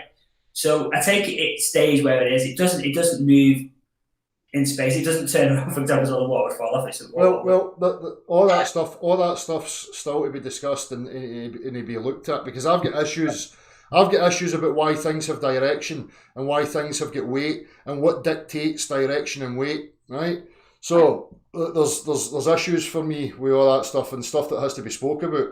But the reason why I asked that question, Dan, is because if we think about the constellations, right? So if I sit in the northern hemisphere and I look from where we are now, right? Mm-hmm. I see a certain set of stars in the sky. Yeah. I go to Australia, right? Yeah. And look up, I see a very different picture. Now, Australia is not on the other side of your flat Earth, Yeah, right? it's over there. It's just You over keep saying here. a flat Earth. You don't know what it is. Oh, I thought we were saying it was a flat No, Earth. level, please. It's level. We don't listen. But I don't know the full dimensions, and I make no claims to know the full dimensions. But look, this is perspective. As I said to you about the lampposts, right? So there's a star. There's something in the sky, right? Well, we'll put it over here, right? There's something in the sky. You're under it, right? You look straight up at it. You got across a bit, Dan. I can't see it. Yeah, okay. So you're under it and you're looking straight up at it. As you move, if you move across here, look at the angle. The angle starts to decrease. As you go further away, the angle's decreasing. Now eventually that drops right down until it's almost parallel with you with distance. So it becomes unresolvable because your eyes are limited due to perspective and how far you can actually see. That's how. But that's fine as an explanation of that, but I don't think that explains, if you look up from the southern hemisphere, that you see a completely different picture in the sky than you would see in the northern hemisphere. But again, we're talking about the sky. We're not talking about the earth now. We're talking about things in the sky. You talk about objective, practical references, and it's like, so my objective practical references, if I stand in, Banbridge and I look up at the sky, Mm-hmm. right, see a certain picture of the stars, right? And if I stand, if it is a level plane, Mm-hmm. I might move and it might shift slightly. It would shift slightly to the left. Would it even shift slightly to the left? It would move, yeah. So it shifts slightly to the left, but I would still see, but I wouldn't see a totally different picture ahead of me. No, than I you would can see it like slightly over there. I would see it over there rather than see it directly up. directly up. Yeah. But you need to understand vision and how it's actually working, because for me, this is what the globe's about. It's based on human perception, and that's what it's a concept used as a navigation tool based on vision, right? It's not a tangible thing. So, you understand when you go outside and you've got nothing around you, right? If you're an individual standing, right, here, my wee stick man, right? Now the way that we see is the floor rises up like this into the centre of your field of view here, and the floor rises up like this. The sky does this. So anywhere you're standing, you're inside your own oblate sphere, because the sky appears to curve downwards towards the floor, and the floor curves upwards to the centre of your field of view. So the sky, like if you see an aircraft coming from your horizon, right, to your vision, you think that it does this arc over the top of you, when in reality it's just in a straight line. Because the way your eyes work through angles is that it appears like that. So as the plane goes away, it goes like this towards the ground in any direction. So because the way you see the world is inside a sphere. If you go outside and you look right now, the sky's coming down and the floor's coming up. That's how you see the world. Do you understand? Go and look outside and you'll see it. So when we're talking about vision, we have to understand the geometry of the eye and what's actually happening, because it's a separate subject. When I'm talking about water and these things, these are three-dimensional things that can be quantified. I can demonstrate them. When we're talking about vision, we have to understand how these things work. So you have to take in perception. But then, Del, you can take that as far as you want it to go. Do you know what I mean? Because it's kind of like a philosophical thing, isn't it? Around like, what There's a Lewis truth. sees, what's the truth, what version of the truth you're seeing. Like, so what you see, what Lewis sees, what Dave sees, and what I see as a colour green, or you see as an elephant Lewis, or whatever. It's like that's just an interpretation. No. I'm trying to clarify it for you guys. It's not just opinions. This stuff. Look, there's a horizon, right? Do you know what point? Do you know what perspective drawing is? You ever heard of perspective drawing? Yeah. Right. So what we do is we identify a horizon. So here's our horizon. Now, what I'll do is I'll pinpoint and say, okay, well, I'm standing here, so there's my vanishing point. Now I'm going to start drawing a road. So one line goes like this, the other one goes like this to the vanishing point. Mm-hmm. Right? As we look along the road, that's what it appears to us to be doing. Yeah. Right? Yeah, absolutely. And in reality, the space is the exact same all the way along. So your eyes are playing a huge role in how you perceive the world. So you Right. need to understand them first. Right, absolutely, that's a great argument, right? Great argument, because it's very clear, right? The road here looks like it's 20 foot wide, and the road at the horizon point looks like it doesn't exist anymore, right? Yeah. Right, and so what you're saying there is the perception, right, doesn't show you necessarily what is the case. Exactly. When it's Right, okay. listen. When it's only visible, when it's only a visible thing, that's not enough. It has what you have to be able to do. Just as I said about the lamp posts. So we've got posts here, and they're getting smaller and smaller and smaller. Now, through vision, and that's all you had, you would think things were getting smaller. Now, what we can do is we can walk to these things and we can measure each one, and we know that each one's the exact same size. So that's what we're saying about the difference between tangible geometry and visible geometry. They're two separate things. Okay, but, right, so those lampposts that you're mentioning, right, if it wasn't for the fact that we could move to the 25th lamppost, Yeah. it was half an inch higher. But we can, and we can go to that and measure that and go, don't be fucking stupid. That is 15 foot high, Exactly. right? Okay, now, this goes back to the argument that I was making earlier on about scale, because you can't put an elastic band around the earth and measure it, right? You can't get a piece of cord and bring it from Elsa Craig to Belgium, right? You can't do that. So what you have to rely on there. And the thing is, right, that those lampposts getting smaller in your vision, which is a trick of your oblate spheroid, your actual spheroid eye, right? Or it's just a trick of perception, right? We not only can go to that 25th lamppost and measure that it's 15 foot high, Yeah. right? We can calculate the distance from me to that 25th lamppost, right? Using mathematics, trigonometry, right? Okay, so going back to your equilateral triangles. Right? But you have but in order for you to do that, you have to quantify the thing that you're pinpointing first. You can't just apply trigonometry to things you can't quantify. So you can't just use the sky and say, oh, well, I'm using trigonometry and making assumptions. With the lampposts, I don't need to make assumptions. I know the dimensions here, so then I can apply trigonometry to it. Yeah, so that's the argument I'm making. Is you can go to that 25th lamppost and you can measure it, right? And you know what? See that trigonometry that I just did there, right? Without me having gone to that 25th lamppost, that trigonometry says that lamppost, even though it looks like nothing. But listen. This is what I was trying to explain earlier. Trigonometry, triangles. You show me where the curve is on a triangle. There's one. Right. So you're using Euclidean plane principles that don't apply to curved surfaces by invoking trigonometry. Okay, but that takes me back to the argument that I made prior, where even though it's, according to me, a globular Earth, right? It doesn't matter how far you travel around it, the whole thing is flat. Okay? Because the plane refers to the distance between that point and that point from the centre of gravity, which is the centre of the Earth, right? So even though it goes like that. But Dave, you've still got a surface that's curved. You can't ever get away from the fact that the surface has to be curved. Now, apply trigonometry to a curved surface. Go. But you don't have to. Of course you do. This is flat. You have to take. Well, if it's flat, it's why you're saying it's a globe then. Because it is. How can it be flat and a globe? I am. You're just talking rubbish now. Oh, the levelness, the flatness of it. Right, the Earth to me is a oblate spheroid, right? Let's not call it a sphere because it's not one, right? But the flatness of the plane relates to the distance from the crust, effectively, to the core of the Earth, because that's what's flat. And if there's that distance is 8,000 miles or 4,000 miles, and that distance is 4,000 miles, then it's a straight line.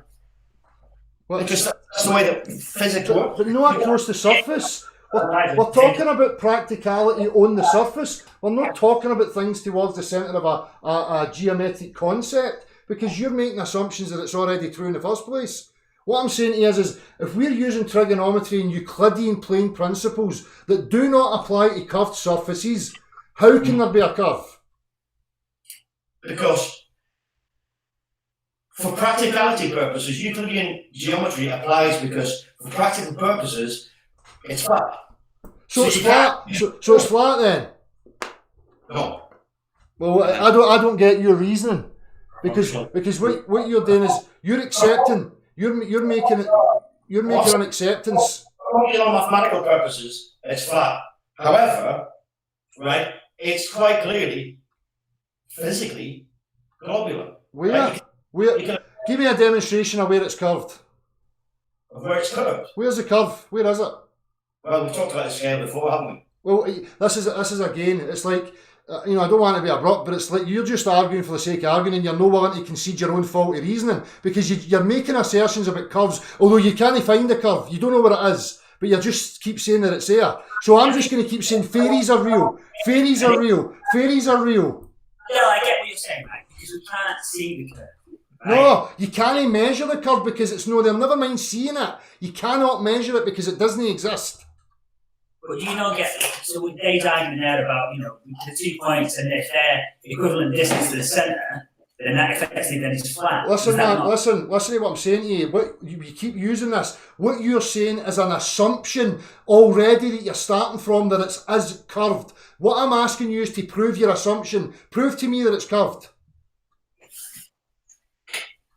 I don't think I'm in a position to prove it.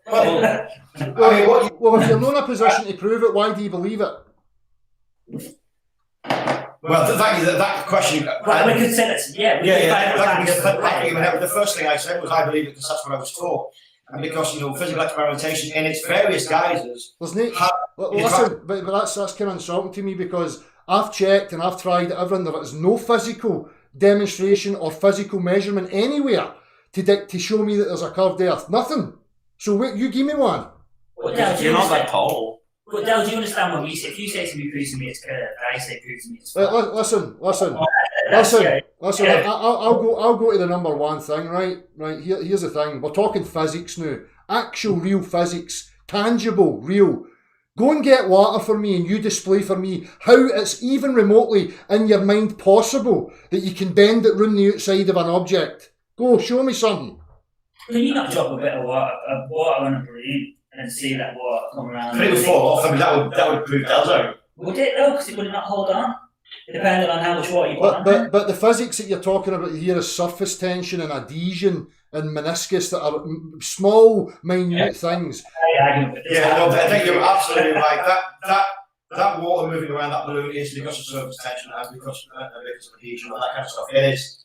But what I can't do, you're right, what I can't do is bring someone into the kitchen with sufficient gravity to have flat water on it. Right, so again, what you've just said to me is here's a claim, but I can't show you it because reasons. That's no scientific. That's no rational. That's a religious belief that you want to be true based on language, because you've not got anything to show me. So we're not talking about science now. We're talking about language. Can I just say one thing, right? It's not about me wanting something to be true, right? It's the best of my knowledge. And you got fair enough what I've been taught, right? It's not me saying you're absolutely wrong, Gal, right? I'm not gonna put any credence to your argument, right? I'm not saying that, but I'm just trying to understand. But see, what you're trying to say to me, that's all. It's not a case of I don't want to be argumentative. Right? It's like, look, this is what I know, and this is what I believe, and it's a good discussion, and it's good that you're. But what I always try and whittle down is that I'm not interested in arguments, because it's not a debate. This is not an idea. We're talking about objective reality. We're talking about physics. So physics means stuff, substance. Claims that are being made must be backed by practical reference.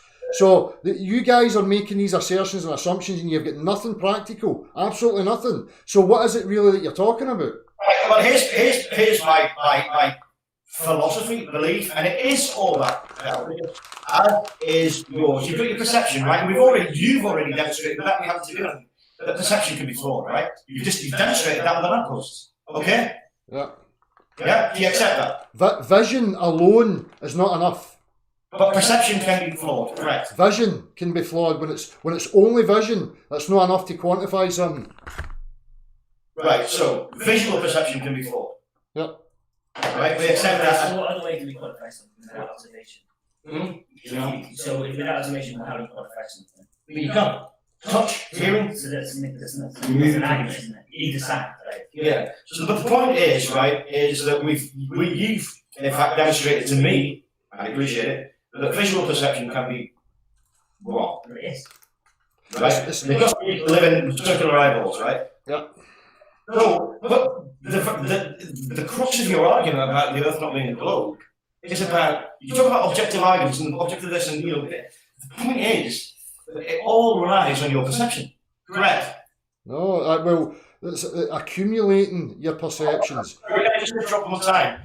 I hope you think that this has kind of been a nice kind of civil chat, and we've got our viewpoints. Yeah. Don't get John Oddity calling me a queer. He's Irish, don't So it's this is what I always find with people. It's like trying to iron out the difference between the geometries when we're talking about vision, the difference between tangible three-dimensional geometry and understanding these things as separate things altogether. You know, we can't just mix and match all the time and make assertions and assumptions. You've got to prove your assumptions. You can't just start from an assumption and formulate an argument. I'm asking, prove the assumption first, and maybe you can. What? Science works. You make an assumption and then you test it, and then you confirm or deny your hypothesis.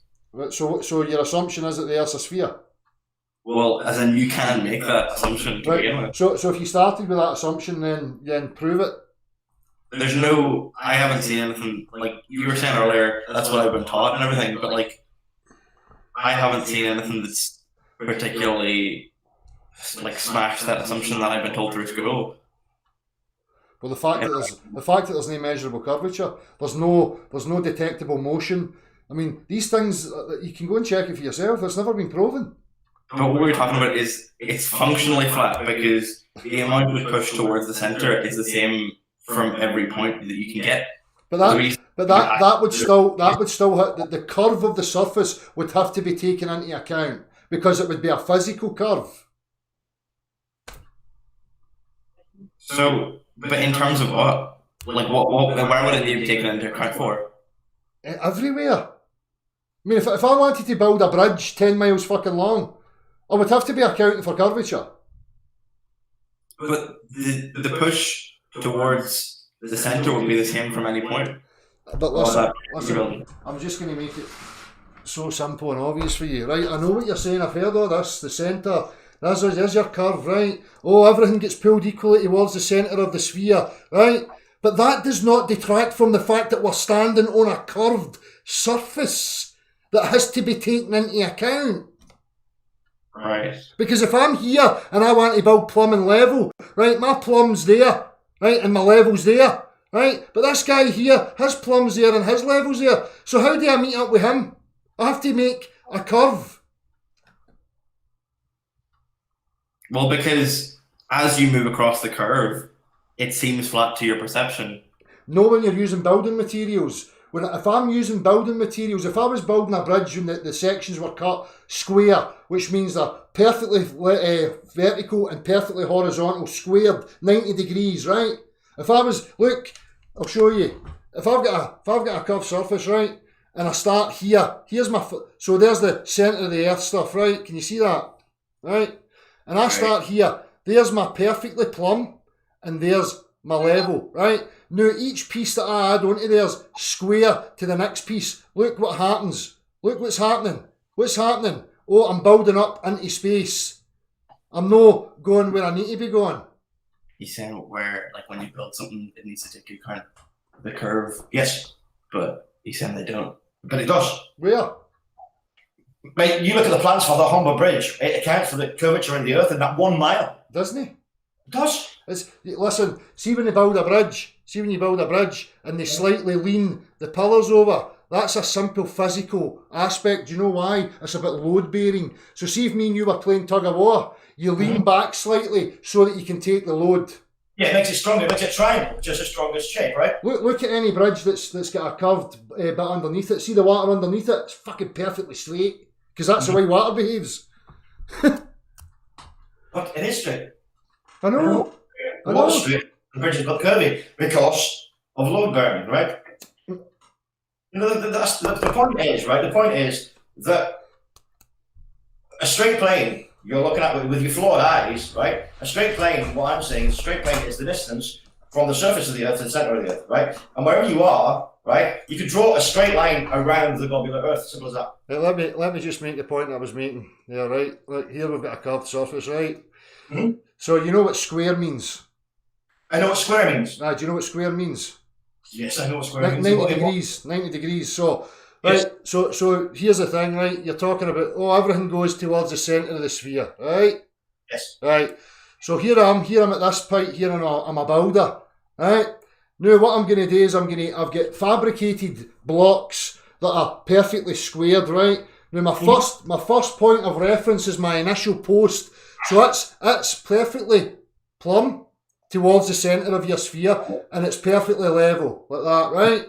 It's square. Right, so at that first point square. Now, what I'm going to do is I'm going to take all my other squared blocks and I'm going to add them onto the first bit, right? Perfectly square. Perfectly square. Where's it going? Oops, it's gone up into fucking space. Space doesn't exist, though, now. It's fucking nonsense, man, honestly. It's total nonsense. It really, It is nonsense. right, okay, let me flip this, right? Let me flip this, okay? I can't remember who was the first Greek dude who said that the Earth wasn't the centre of the universe. You know, Del. 2,000 years ago, an imaginary guy said so. Jesus or something. No, right. So there was something, right? It was generally accepted truth prior to a certain point 2,000 years ago. I would have to invest belief in that. I don't know. That's just stories. Because it agreed with your point, right? It agreed with the fact that, the Earth was flat and it was the centre of the universe, right? That was it. And then mathematics came in, right? And Euclid came in, and Michelangelo came in, and Aristotle came in, and, all those came in, and they went, actually, that can't be the case, right? And they're brainier than what I am, right? Okay? And then, right, people are fucking stupid. Of course that's not true, right? Yeah? Because we are the centre of the universe, and the Earth is flat because that's what it looks like, okay? And then they kind of went, no, actually, these mathematical concepts work. Copernicus, thank you, it's Copernican theory, right? Okay. And then it became generally accepted truth. Let's not call it a fact. It became a generally accepted truth. A consensus. Right. Consensus is illogical. Consensus doesn't mean anything. So what you said was exactly right. Mathematicians, and that's what's happened through the generations. Mathematicians have been lauded as a be-all and end-all. But what I'm saying to you is that mathematics is a language. It's got nothing to do with the actual reality, unless it's got provable integers, which means that the mathematics that you're using are attached to some substance that can be quantified. Then it's useful. But when we start talking about space-times and big bangs and all that rubbish, then we're away into la-la land. I absolutely agree with you that mathematics can only be proven if it can be proven physically, right? Exactly. That can be demonstrated and you can see. However, Well, not if you can see. no. I mean, it can only be absolutely proven beyond any doubt if it leads to a truth that can be measured, right? That's your favourite word, Del, right? So Measured. So just like that, the Earth curves at 8 inches per mile squared. All right, let's go into reality and see if we can find it. Oh, whoopsie, it's not there. Right. Because we haven't been able to do that physically yet, or because there are constraints that allow us to do that, there are concepts which originated as mathematical theories, right? Mm-hmm.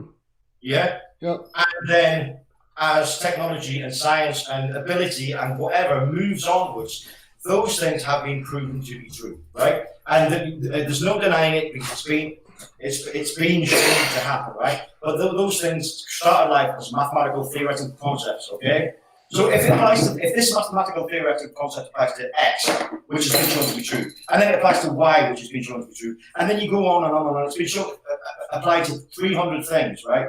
At what point then do you say this is true, right? Even though we can't show that it applies to A, B, Z, at what point do we then go, you know, it's been true so many times before, this concept, and it's been shown to work, it's been shown to calculate this fact. Well, that's exactly it. That's one of the ones I always use. Water. Water is known across millennia. Water takes the shape of the container. Water cannot support shear stress, which means it cannot support the topography of what's underneath upon its surface.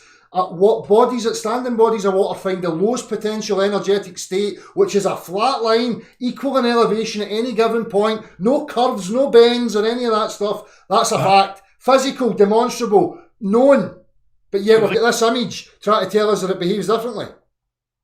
No. This is where you and I fundamentally disagree, right? Because you go straight line is a straight line you can see with your eyes, okay? We already know your eyes can't fucking see properly, right? But I'm not talking about just seeing. Look, get water. I'm talking about the physical makeup of the substance known as water. It does not support shear stress. The molecular structure, if you like, does not allow it to bind together. It's not got a paste or a jelly. It's water. It's formless. It takes the shape of the container. It falls flat. It falls flat. That's it. Yeah. And this goes back to my argument about what's flat. You can't have that on a ball. There's no straight lines on a sphere. Yeah, I disagree. How can you have a straight line on a curve? Because it's a straight line, a curve that you see that's a cricket ball or a football or a camogie ball, whatever it is, there are no straight lines on it. And in fact, there's been a trillion different mathematical... I have to stop you. I have to stop you because I fear that honestly, man, I don't want you embarrassing yourself. A geometric impossibility. A sphere is a sphere. There are no straight lines on a sphere. That's ridiculous to state that there is. Nah. It's a curved surface in every direction. There's no straight lines on it.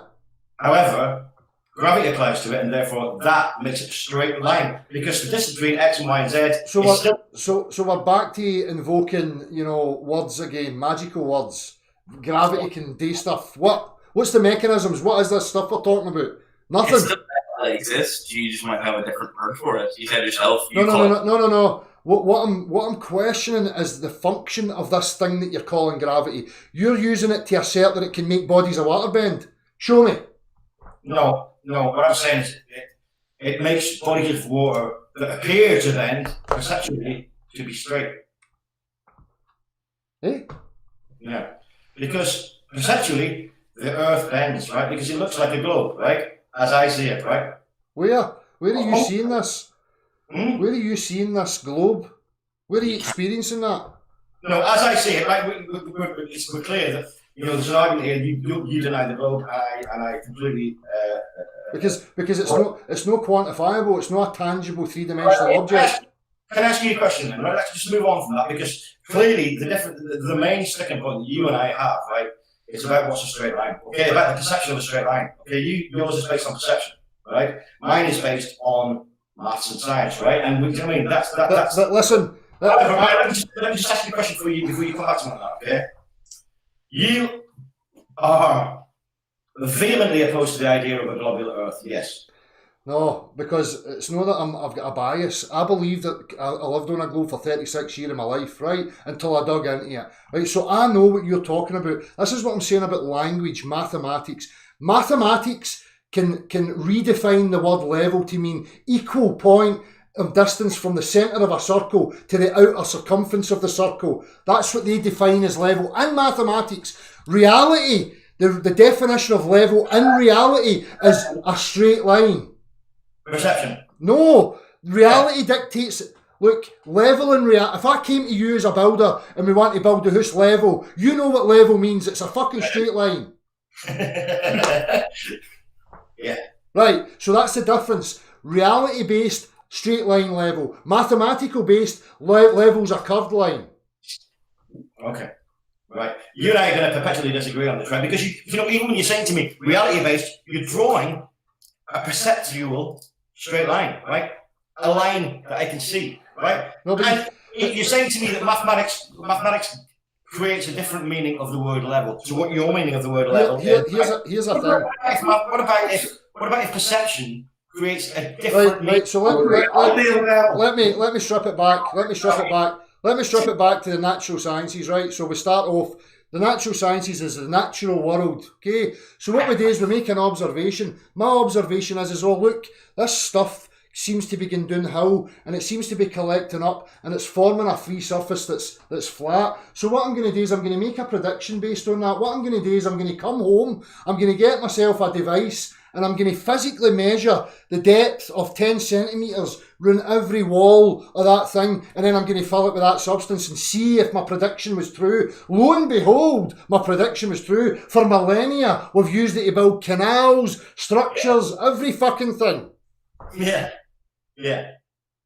Because water flows. It flows on a curve. It flows on a curve. It doesn't flow when it's contained or on a level surface. It doesn't flow anywhere. No. But Del, right? So my problem with this is, right, we keep going back to perception. So Define what you mean by perception. Level perception of a straight line, right? But then you're telling me the perception is just perception. No, listen clearly. You're not understanding what I've explained deeply for you numerous times. There's a difference between purely visible geometry and three-dimensional tangible geometry. They're two separate geometries. So if you're talking about just seeing something, that's in the realms of vision. If we're talking about quantifying something, we move around it in 3 dimensions using all of our senses. It just means that, like, basically you can't just drive to mean something because it's you like, use them. But in the same way, it's like. But if I'm moving around 3-dimensional space in this room, Yeah. like I'm observing using my eyes, aren't I?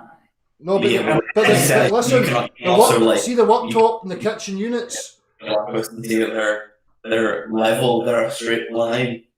Only using my eyes. But listen, see the worktop and the units that are in your kitchen right now. You can look at that and make up your perceptions here. But physically, these things have been tangibly measured and laid out using varying aspects of your senses. So if you go outside right now and identify a building, a quarter of a mile down the street from me, I want you to quantify it based purely on your vision. It's an impossibility. You can't, because you're going to say it's 2 inches by 2 inches. Right? But the difference is if you go to the building, you can then actually physically measure the building and know the actual dimensions of it.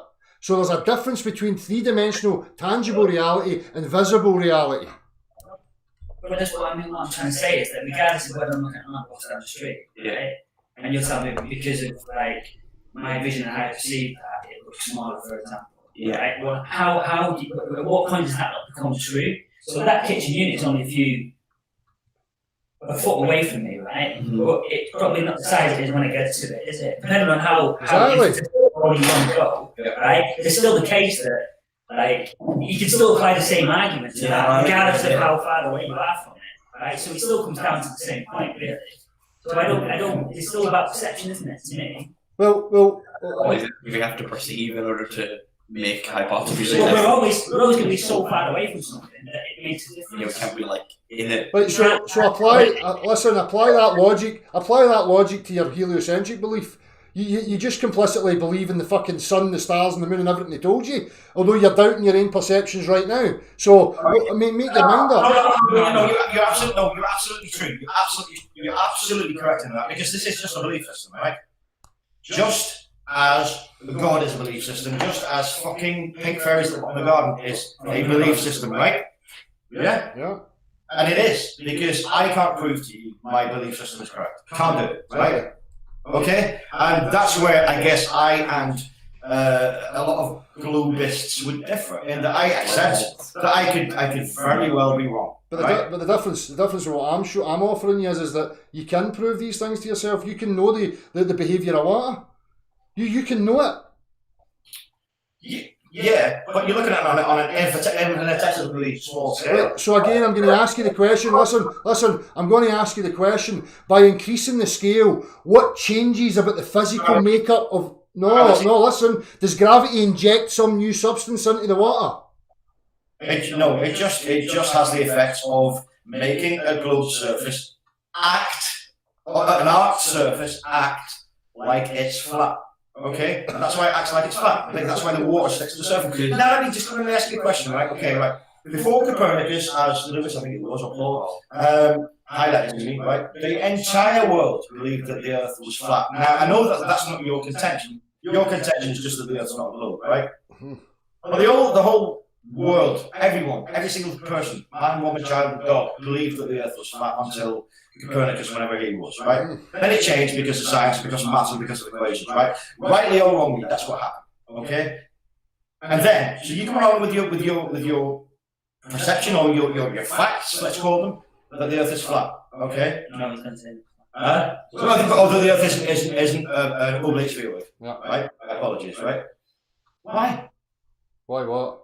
Why would you make that contention? Why would people? Because it's the same contention I have when people tell me that this God exists, or this fairy exists, or the Loch Ness monster exists, or that exists. When I go, well, where is it in reality then? And it's not there. I'm talking about you, right? I'm not talking about you. I'm talking about in 2000 BC when Copernicus just came along, right? Said, actually, lads, this Earth isn't flat. It's a sphere. It's not the centre of the universe. It's actually not even the centre of the solar system. The sun is, right? Okay. Then why would he do that if it was fucked up? If it was wrong?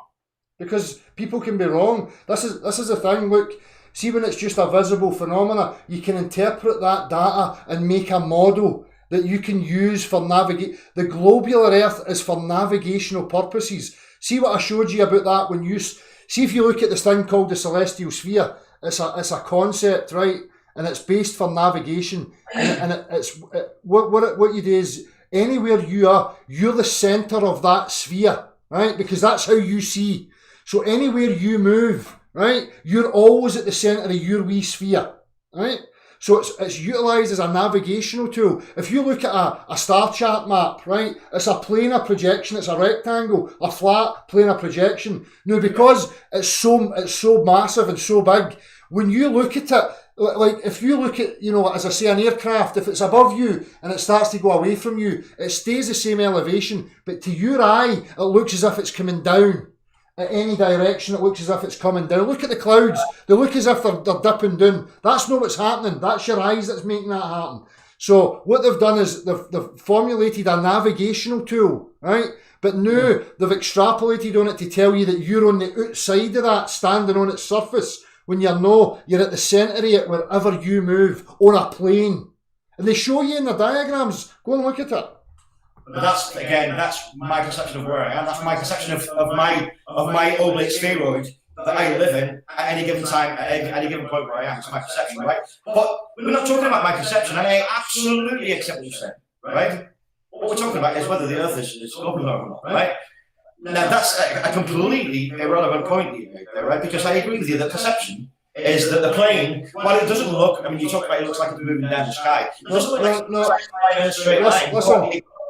But you asked me the question. It's not irrelevant because you asked me the question of why, and what I'm saying to you is that's what it was created for. It's a navigational tool. It was never asserted that that's where we lived. Only when NASA and stuff started to come into the picture did they start pushing the idea that we were on the outside of the sphere. Because all the ancient cosmologies don't depict spheres. They depict that we're on a level surface. All the ancient cosmologies. So when they tell you 2,000 years ago, how can you verify that?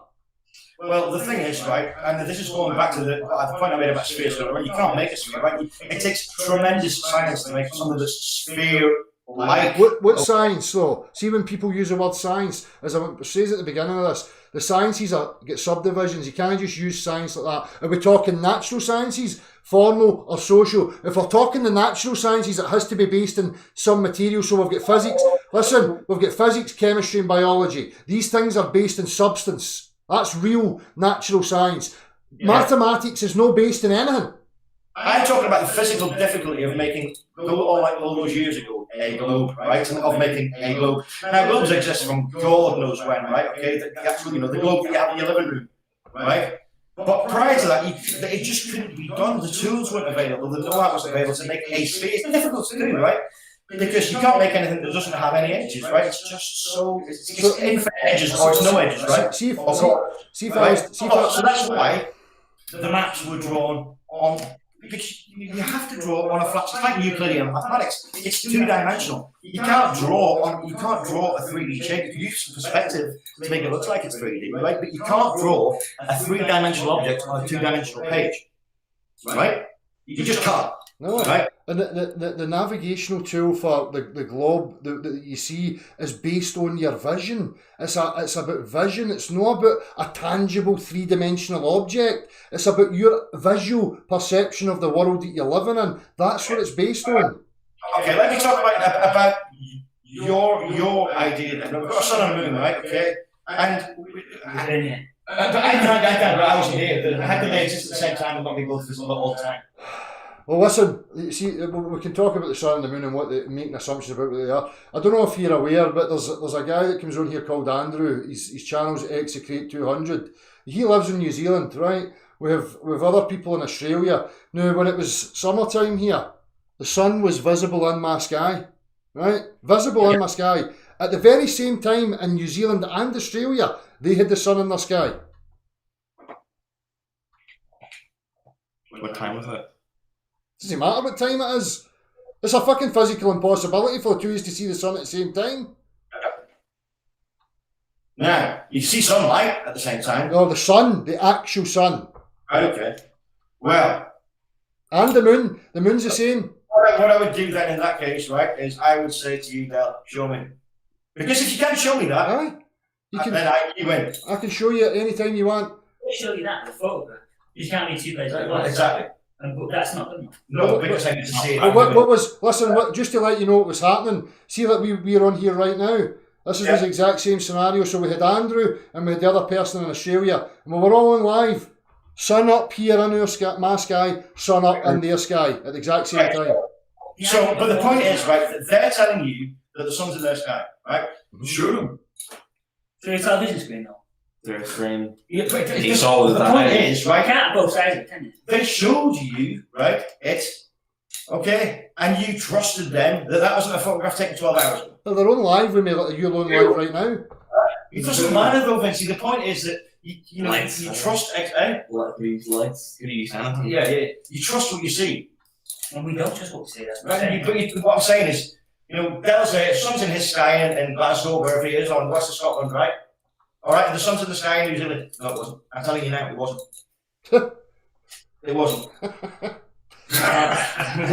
Because you didn't see it. Right. Listen, guys, it's been a pleasure, but I think we're done now. Yeah, really enjoyed it, honestly. Thanks, mate. No worries. Do you know what? I'm actually going to tune in next time. Good. Watch. Good. That's our call out again. So watch another one. And for you fella, I'll bring my boyfriend next time. Cheers, Del. Thank you, Cheers. mate. Conversation. Cheers, Dale. See you later, guys.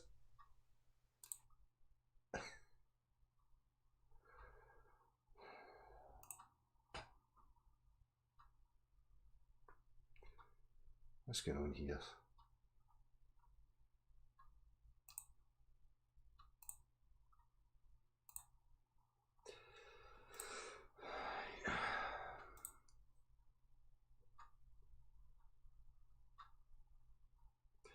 Somebody's in the chat spoofing my account, are they? Usual stuffs. Right, where am I? Where is this account?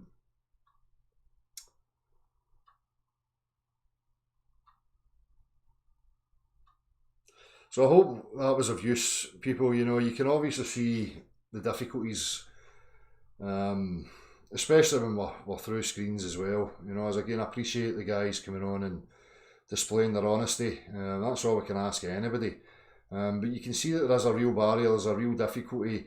This is why, you know, I spoke about it, we spoke about it, Gav spoke about it, you know, agreeing first principles.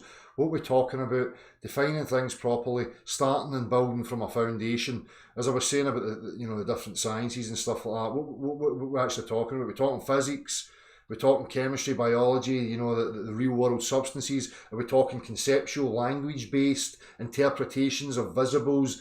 You know, we have to be able to, you know, see the difference between these things, or communication ends up lost and it can become really difficult. And it's hard. I mean, you even see it with me, it's like, it gets so frustrating, you know. And it's not because it's a battle of winning, it's just because it's like, if you learn something and you understand it to maybe a different extent, and you know, you're speaking to somebody else who doesn't fully understand it, that's not spent the time that you have spent on it, and you know, to be fair to these guys, they probably haven't. The same as when I go to the universities, you see it there, we're talking about people in academia, and you know, you question the reasoning processes and they don't really know or understand. So again, you know, that was perfect for it. It highlights that. Like, we've got people who are, you know, investing belief, taking things and assumptions to be true, and they don't fully understand why that's the case, right? And people will argue it, you know, from the limited, you know, standpoint, they still will argue.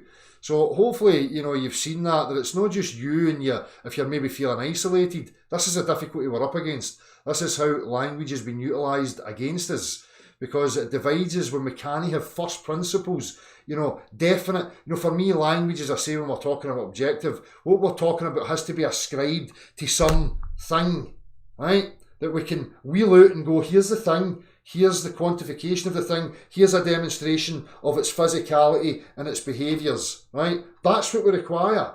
If we don't have that, we're in the realms of continual dialogue, of rhetoric, and it doesn't mean anything, and that's what can cause frustration. So I think, you know, what's to be learned for me is, again, reaffirming that we need to get first principles sorted out. We have to categorise what we're talking about as we're moving forward, or it just ends up frustrating.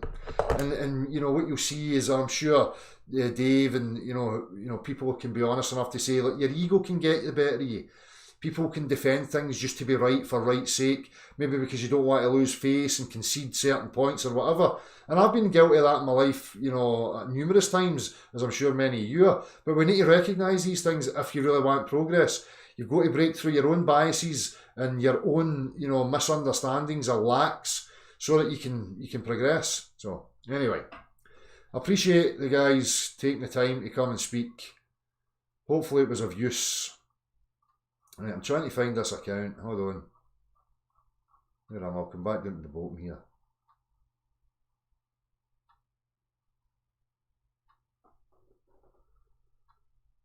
Gal, I wish I'd known you were there. You could have probably jumped in here and added to that, you know.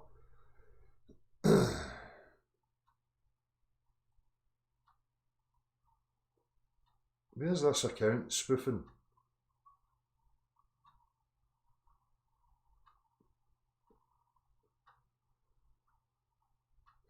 I can't see it. We just need to wait and see if it's coming up. No, no worries, Gaff.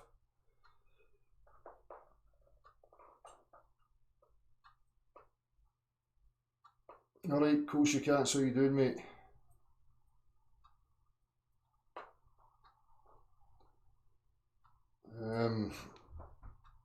What I'll do is I'll open up another wee gain and DLC opportunity, because if I've done this evening, I'm probably not going to come on tomorrow, to be honest with you. I'll just half an hour ago, I'll check it in the playback beyond belief. If you want to join me, you can join me. Nice one, Kolshy. Hopefully see you. I'm going to try and get this wee poker night organised well before Christmas. It'd be nice to see you if you can make it, mate. Steve HV, I've tried to report certain accounts and it just doesn't let me go through the full process.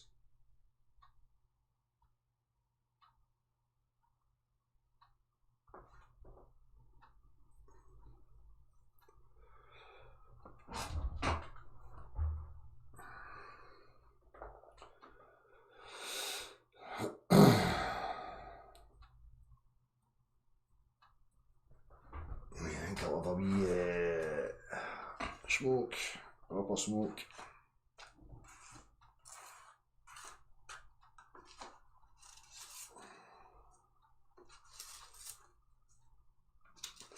We're going to have a wee chat about this as well. You know, what channels that I regard as decent for content, who's up to what, you know, who's investigating whatever. We'll need to have a wee night of that. And shout out some channels that are doing some good work. You can still come, Koshy Cats. I've got the dartboard as well. Sure, you can throw darts.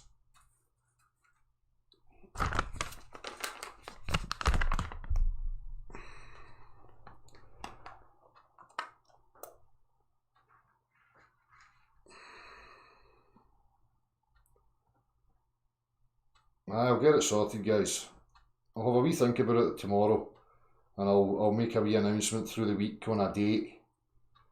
I'd imagine a weekend day is going to suit everybody better, so it'll either be a Friday or a Saturday.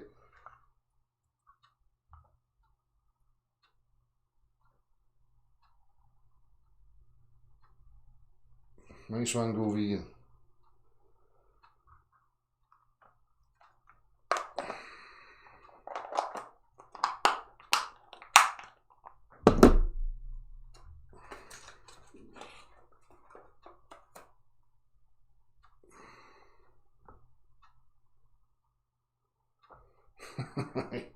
That's a raid.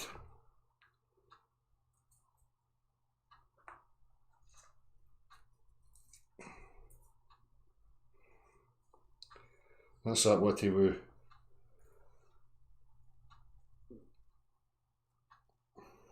And that again, you know, highlighting that you can't set out with an attitude of converting people, because that's not what it's about. You just burn yourself out and twist yourself up trying to convert people.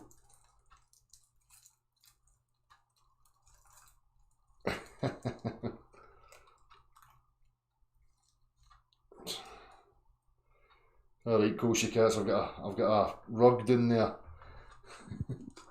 How you doing, big one? You hear me? How's it going, mate? Aye, alright. Aye. Hold on, I see you, where are you? How you doing? Aye, can't complain, can't complain. I'd love to be over for the poker night. Sounds good, but I fear my travel plans have been scuppered, man. So, maybe January or something. Ah, no worries, we'll have another one. We've one special in your honour, if you can. Oh. No, It's a pity you couldn't get in tonight. You know, it'd have been good to have you to add to that there. Sometimes with certain people, I think credentials play a role, you know, so. It's that's the horrible part about it, isn't it? You know, we've said that so many times. People think a bit of paper and an extra indoctrination, you know, allows you to be sane, or you know, to be rational, or you know, in contact with direct reality. But unfortunately, it's not the case. I'm just a tattooed fuckwit with an axe wound in his chin. I mean, fucking who am I? You know what I mean? Yeah, clacking your arse and your chin. You know. I know that's. I mean, it's still one of the biggest problems that we have to get through, isn't it? That people don't, you know that they hold their own power, right? To discern what's going on, you know, and they're no different from any of us. So, No. aye, but that's something where they need to be helped. You know, that's where giving them tools or knowledge or empowering them to think for themselves is good. You know, So, it helps them break free from from the idolization shit. You know. that's it. Yeah. It's hard work, you know. As I What was the biggest point that you thought? I never watched it. I literally came in 10 minutes ago. Well, It's came just- in's the wrong word. I was Dawson, so It's just I the just woke up. obviously trying to, you know, highlight the two geometries, visible and the tangible. You know, statements were made about, you know, how things can appear flat and you can have straight lines on a sphere, and you know, I'm trying to point out the absurdity. It's impossible. You can't have straight lines on a curved surface. It doesn't happen, and you know, there's some varying aspects, you know. But again, it's for me, it's the job that's been done on people utilising language and people not being able to identify the crossover, or where the definitions have shifted into la la land compared to, you know, the reality definitions, you know. That's right. That's exactly right. They're just not attending, to how they function, right? Their own constitution. Yeah. They're getting fed these little analogies of, like spinning buckets of water in a string, or do you know what I mean? They get told wee stories which they can cling to, and they think they then understand it, but they don't understand. They've just been deceived. If you like, through the language to cling on to these things and then not think for themselves, It's, I mean, if they just thought a little bit about how their eyes work, from the minute they open them in the morning, right? If you just, see the difference between the physical and the visible world. Yeah. The visible world's the one that changes all the time, but the physical objects stay the same, Exactly. They can only occupy one at a time in any given space, and visibles can mix and mingle, and Yeah. they can do all kinds of things. People just, you can see it when when you're looking at it. Exactly. Attentive to it is the better word. Exactly. Aye. So that, and some of the issues about scale and this gravity thing, and it's like people don't understand what you're saying. Well, what's the mechanism? What is it? Down to the substance. How does it change the substance and its observed, quantified behaviour and characteristics? Because it has to. So you have to define that. You have to show it. You can't just. Yeah, I mean, that's the thing. The whole of the world of construction is based on the fact that things are scale invariant. They don't change when you scale them up. Otherwise, all the stuff we built wouldn't work, from the pilot stage or the conceptual stage, and building prototypes, and it would just be preposterous to think you could just go from a mathematical equation to building a rocket to go to the moon. Exactly. It's right. They cut out all the bits in the middle with some mathematical jargon and lovely rhetorical sophistry. That's all they've done. Exactly. But that's the They've done a barrier. job in the people's minds. Aye. And I think that's what I keep trying to highlight. It's the barrier of language that's always the issue, and that's where I think the focus has to be, and to break that down, to define the terms that we're using. The first principles again. What terms are we using? What's that ascribed to? What's the reference of it? So that we've got a trace to some quantifiable substance all the time. And trying to get that across to people is difficult, because they'll agree to it, and then they'll disagree because they'll say, but the scale has to be different, and and you're like, oh, for fuck's sake, we're just going in circles water here. has to bend when the scale increases. It does, because gravity, because G. Aye. Right. If I want to change the behaviour of water, I need to inject like a new substance, like wallpaper paste, Very dust. something. I have to alter the structure of the water's behaviour. You know what I mean? It's. I bet Walt Disney.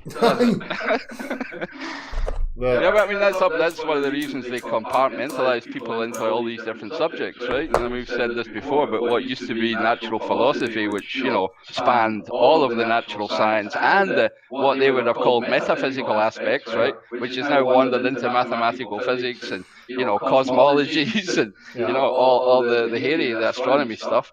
I mean, that's where they've made sure that people only have snippets of the conversation, right? And the conversation's controlled, just like it is online, right? You've got the people speaking to you the way you want them to hear, and they say the things you want them to say, and then you can get pacified and go back to your sleep. Exactly. So. I think that's it. I think that's the difference. You've got to be actively out to look for, be honest with yourself about what's actually going on. If you're just out there looking to reaffirm some security in yourself, then you'll probably find what you're looking for. But it doesn't mean that you're right. And people have got the ability to point out the absurdities in your reasoning. And when you point that out, I expect people to be able to resolve the fault in their reasoning. But they don't have to do it in front of me. Maybe people can get away and they'll resolve the reasoning that they've stood on, and see that it's flawed. But you have to have that ability, or else you're just going to keep perpetuating your assumptions and your ignorance, Absolutely, you have to recognise it in yourself. It's no good listening to somebody pointing at you. No.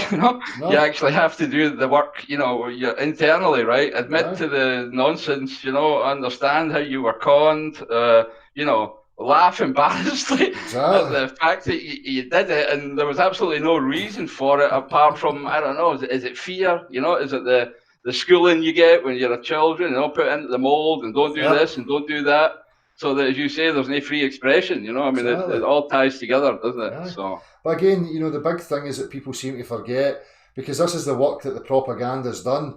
They've made it us in name, like we're identified as some obscure, interdimensional beings that have just popped out of nowhere.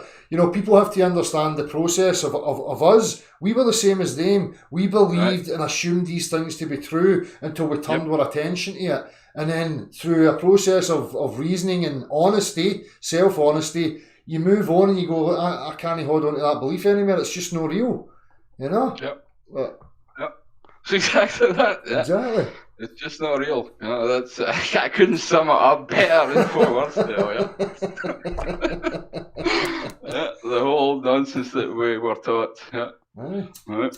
And then, the bit at the end, I mean, you were probably here when we had Andrew, and I can't mind who else it was, when we could see the sun in the sky. They're saying it didn't happen. I mean, well, whatever. Yeah. We can show it anytime, when we get that opportunity, we'll show it again.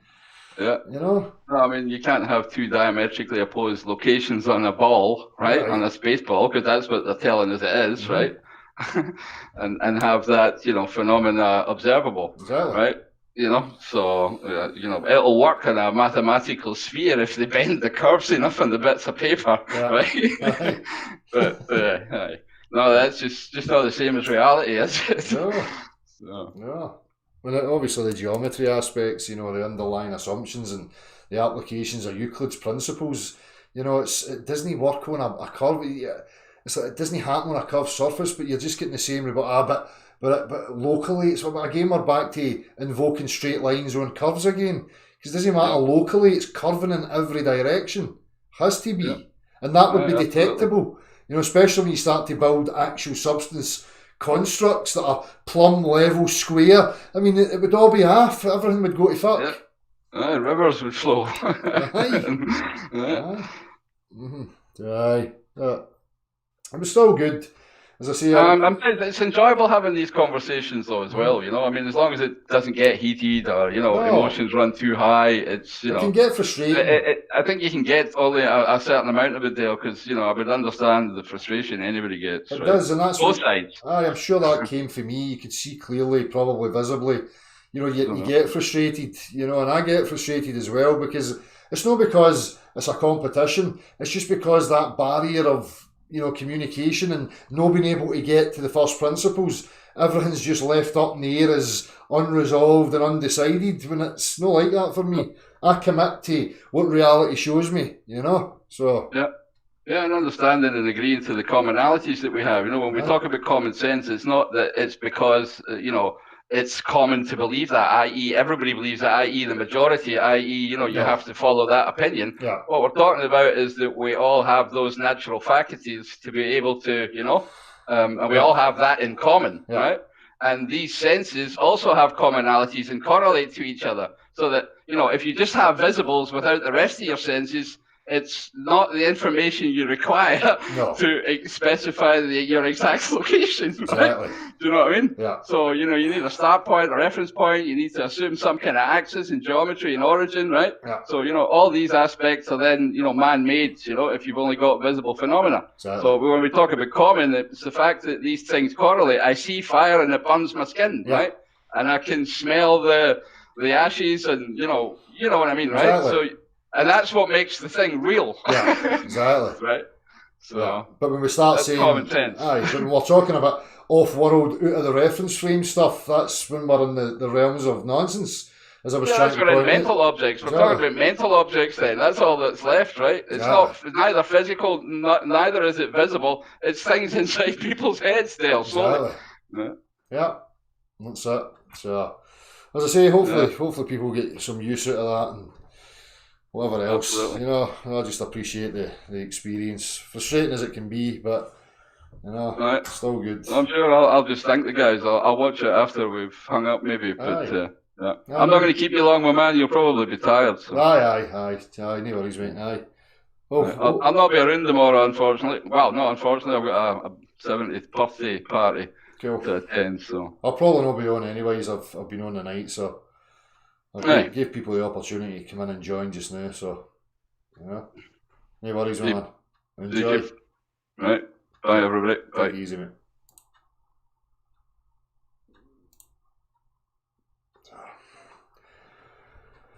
Right. Well, as I say, I've gave people the opportunity to join if they wanted to join. So I'll probably no see you tomorrow, people. I'll be back in the next couple of days though, for sure. So cheers, thanks to you guys again, people in the chat, people watching. Hope you get something out of that. Take it easy.